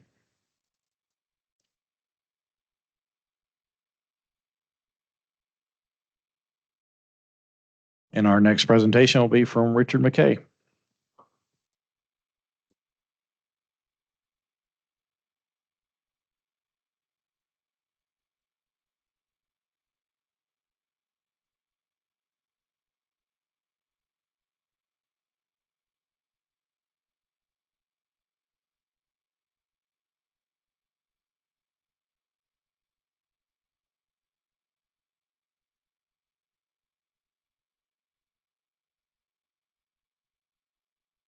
Hello, can you hear me now? Right, so as the last talk in this session before the panel, trying to show some of the ground truth and some really good discussions on dashboards and some of the work that's done on testing and where the systems want to go. We can go. So I was going to originally just talk about where we could combine a number of measurements and make improvements that would benefit the ASOS, AWOS community and aviation users in general. I've actually realized from the last few days that maybe there's some points that aren't well known about where present weather sensors, specifically forward scatter combined present weather sensors, have made developments in the last 20 years that could be of use to the community. So I thought I'd really show some of that to you. But in addition, I'll talk about, like I said, where you can combine a number of different sensors or technologies to get better measurements. And then a trend that we're seeing more and more where the decision management support systems, typically that AWOS platform, software platform, is being used to do a lot of the aggregation of data and then quality assurance and produce, if you will, a better sort of parameter. So whether that could be towering cumulus or cumulonimbus, taking in the lightning, present weather, temperature, humidity, and other factors, or even looking at doing climatological database type things that could be used by other users. And then just some of the developments in the product sort of area where we're looking at environmental testing or just better sort of repeatability amongst the instruments that'll benefit you as the aviation community. So first on the improved present weather capabilities, this is specific to our present weather sensor, but a lot of them apply to the other products, and maybe they're not known. I won't go through every one of these, but some of the ones I just wanted to highlight. Maybe certainly compared to some of the older sensors, up in the upper right corner there, you can see that there's a wavelength sort of dependency in how we're looking at the signal. And what I wanted to show there is that's much broader than it used to be, say 10, 20 years ago. That would have been a very peaky, narrow sort of spectrum across there. And because it's broader, you actually get a more even light distribution. That's infrared camera looking at the sample volume on a calibration disk for one of the present weather sensors. And that's a more even light distribution across that sample volume. So why that helps is if you have a lot of drizzle drops and it happens to be around 0 degrees Celsius, that could look like one very big particle, so a snow particle or a regular shaped type of device. So we're much more able to discern different irregular shapes as well as smaller, multiple quantities of smaller particles as well. So that's improving the accuracy of the measurement and then the range of measurements that you can make. So that's something that's probably across all of the different sensors. There is a limitation. That's the last bullet on that first sort of area where any forward scatter sensor currently on the market, not talking about distrometers, can only measure up to 5.56 millimeters in diameter. Sorry, I don't know what the imperial is of that, but somebody here will. Nevertheless, there's also some other improvements. One big one is contamination.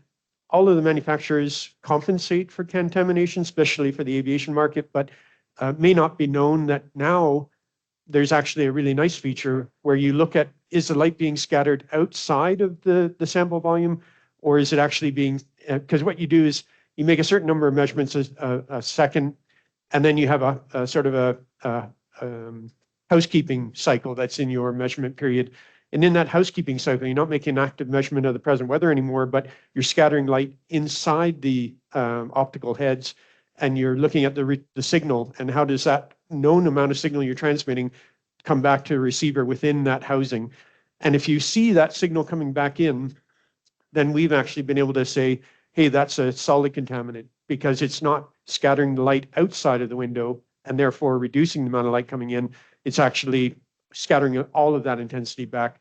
And if it's a solid contaminant, then that means you're going to have to go out and physically remove it because it won't get rid of it with heating. Whereas if we know again that amount of light that we're scattering, if we see a less amount of light than we're expecting, then we can actually say that's a liquid contaminant and it's being scattered out. And therefore, if the heating is turned on, you might not have to go out and do any maintenance. You could just proactively deal with it that way, or it might be a short-term event. So that's quite nice to see that difference between liquid and solid contaminants that then can be used for proactive maintenance regimes. There's something that, Scott touched on in the last one, multiple concurrent sort of precipitation. Again, I appreciate right now we're looking at as simple as rain or snow, maybe drizzle on top of that, and then the rest is all UP. But we can actually look at, could you have rain showers and different intensities for the snow and the rain element of those showers, as well as hail in there as well, and then an obstruction of vision, and all of those contributions to the visibility. So that's where the market is right now. You can even, in the latest iterations, right now there's an empirical relationship. I'll say it's not the exact value, but we'll say snow has, for the diameter of the snowflake, you take maybe half of that diameter as a liquid water equivalent and say that's the liquid water equivalent for snow. But you can adjust that as a user. So you could actually say, I want the intensities to be slightly lower or slightly higher independently. So hail could be different to snow grains, to rain or to snow, and adjust that as a user setting. And then another point came up, I think, in this session earlier today. One of the pilots was mentioning they thought that blowing snow was going through the sample volume and that was reducing visibility. And certainly it's a challenge because you're trying to represent what's really there. And if it's at, let's say, 2-meter height where a human would be observing, then is it representative or isn't it? As you come in as a pilot in the slant diagonal visibility, you would see. But we have an algorithm that we employ for insects, which could be used for sand or for blowing snow as well. And that is particularly in Europe, in Amsterdam, at Schiphol Airport, there's a lot of sort of quasi-stationary insect floating clouds that go around. And they're a nightmare for present weather sensor because you see all the scattering coming off them going back into the receiver. So a lot of us have looked at ways to say, is that particle actually going vertically through the sample volume, or at least a vector that's downward? And if it is, then we're able to discern that and then say that's a valid measurement. If it's going upward or if it's quasi-stationary, we'll ignore it and just get rid of that element in the measurement. So again, a really nice, forward-looking feature that helps to improve the quality of the measurement. And then spider webs, the condensation is really the problem on those, not so much the web itself, but obviously if there's liquid water drops on that, particularly in the morning, just as the sun comes up, then you can get your signal scattering off of it and coming into the receiver. So let's say certain regions of the world are less prone to saying we'll just apply some chemicals that are really nasty to that material, and therefore stop the spiders from finding it a nice place to live. What we've tried to do to make sure it can be used worldwide is say we'll just make it inhospitable. So you can actually turn up the hoods to 50 degrees Celsius. That tends to be the threshold that we found working together with the UK Met Office. And that allows us to then say, hey, the spider goes, this is a bit too hot a place to live, so I'm going to go find somewhere else. So that's kind of some useful features maybe that'll come across into the market. And again, on the salometer side, there was discussions, over the last couple of days about trying to look at some people want to see precipitation below the cloud. I mean, it's truly an aviation point of interest because you're going to be flying through. It's going to be affecting the visibility. And depending on how high that cloud base is and where that precipitation is, it's also showing near saturating in that area. You'll start to get stratus forming underneath, that kind of thing. But some people just simply want that cloud deck and where the ceiling is. So, it depends on the different aviation user, of course, but there's an ability in the salometers now to switch that on or off. And I think, that the harder thing to do is to say, just when you're getting, let's say, the data string itself or the cloud base returns and saying, here's where the first layer of the cloud base is.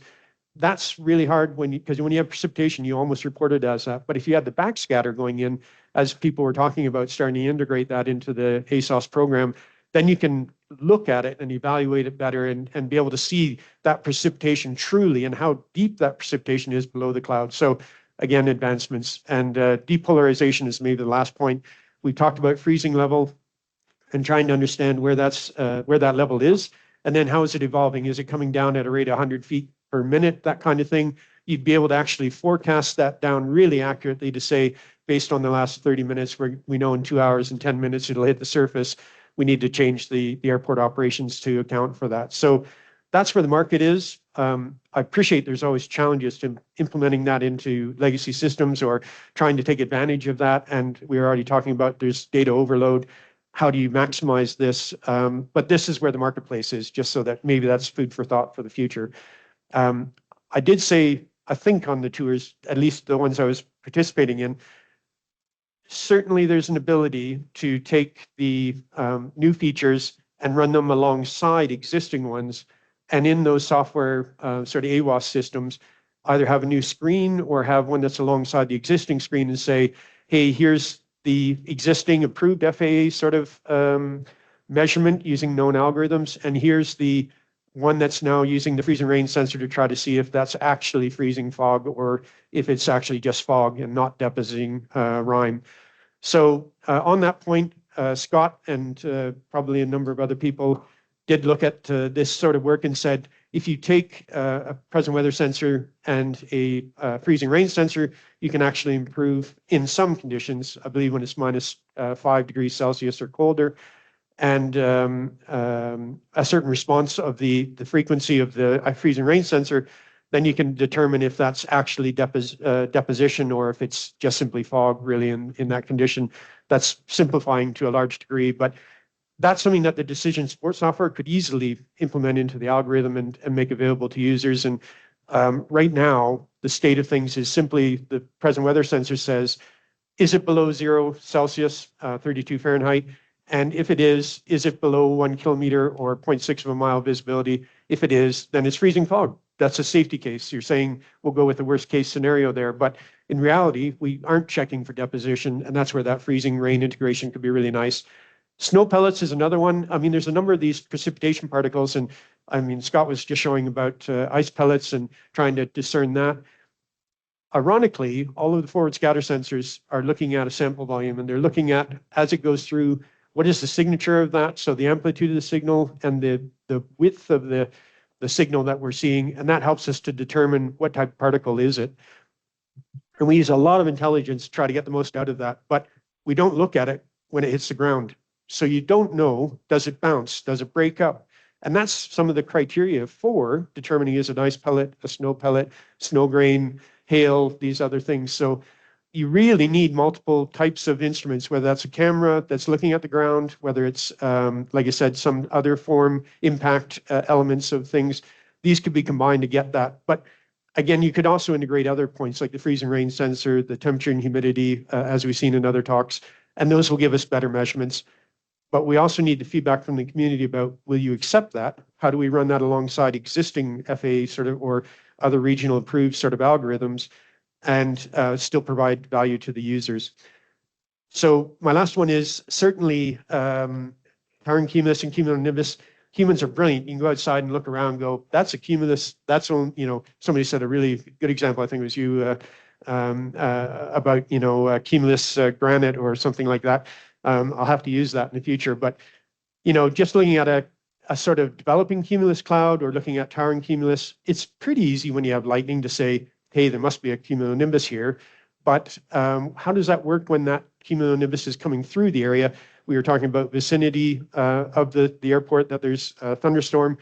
So do you automatically, as soon as you see a lightning detector get a hit, do you say instantly it's cumulonimbus, or do you say only when it's within a certain range of the airport and then moving through, and where do you stop? But the community is willing to work together. So we could take something like, you know, temperature and humidity, and it's not saturated air. So therefore, typically I'll call it convective conditions instead of a warm, stable front sort of passage. And then look at the type of cloud, the cloud base, is it the lowest cloud layer, typically 6,000 feet or lower. Look at the lightning detector, and we can start working together as a community to say, let's put those together, and we'll start outputting it as, you know, towering cumulus or cumulonimbus, and it will be basic and we'll evolve it. But we need to try to start addressing that without necessarily always trying to do machine learning and doing scanning sky cameras. I'm probably going way over the time here, but software platforms, like I said, they're aggregating that data. They're able to produce and display that to a large degree. You can go in and look at the individual sensor strings. You could take those in other places. There's lots of capabilities there. Like I was saying, those could be used as other processing platforms. I don't know how the community views that, because sometimes people say we want everything to be done in the sensor itself. And in other areas, they want, you know, okay, we'll do the algorithms and the QA checks in the actual AWOS software itself. So maybe there's a discussion need to be had there about where should those algorithms be done? How open are they? Should it be done both places? And which one takes precedent if you are doing it in two places? So a good case in point, salometers can do the sky conditions. So say, according to the FAA rules or other locations, here's where the ceiling is. We're talking about 30-minute averaging. You weigh the newer hits more than you do the older ones, and you sort of band clouds at certain heights into the same layer and produce, you know, up to 4 cloud heights. But that's doing it in the salometer itself, and then we're transporting it to the software, and the software says, ignore that. I'm just going to take the basic info and then do my own processing. So should we be doing that? Where should it be done? That kind of thing. And then my last point is just really maturity in product development. So you saw the test field out here. There's a number of systems always being tested. There's the BIPM International Institute for sort of the metrology and repeatability of things, statistical elements. So now you'll find that almost all the manufacturers are testing at least 6 of something when they're doing, you know, tests of that sensor. So it's not 1 or 2 out in the field, it's usually 6, and then making sure you're having something statistically relevant. In some recent tests we did, like in the bottom right-hand corner, you can see there was 13 inside of that. It's pretty hard to find a, you know, environmental chamber that can hold 13 present weather sensors, but we did that for pressure, humidity, for a number of other parameters as well. And these were done to really extreme. So those bottom 2 pictures, they were down to, I think, something like the equivalent of 300 hectopascals or even lower for pressure, and then also with really low humidities, try to replicate conditions, and then seeing, does a sensor have issues with that low humidity environment and that high pressure?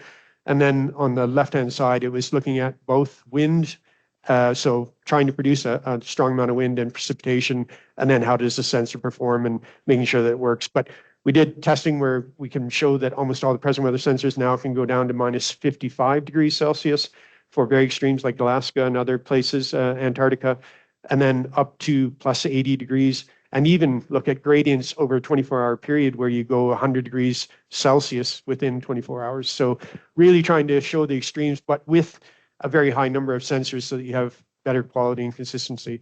And with that, I'll stop. Thank you. The last one's just a recap of that. Thank you. Oh, thanks, Richard. Just real quick, and then I'll turn it over to Apurva. As you can see, we've got some really great research going on, both within the government and the industry on these sensors, and a lot of it is collaborative. Andy McClure brought up a point. Sensor and software improvements are all well and good if the machinery can communicate reliably to the network. So obviously, he's right. Communication is still a big part of that. One more point on that is all of these sensor enhancements are great, but it's taken us 10 to 15 years to get them into operations. And that I think that's, I think we all know that that's abysmal and needs to change, but I don't know how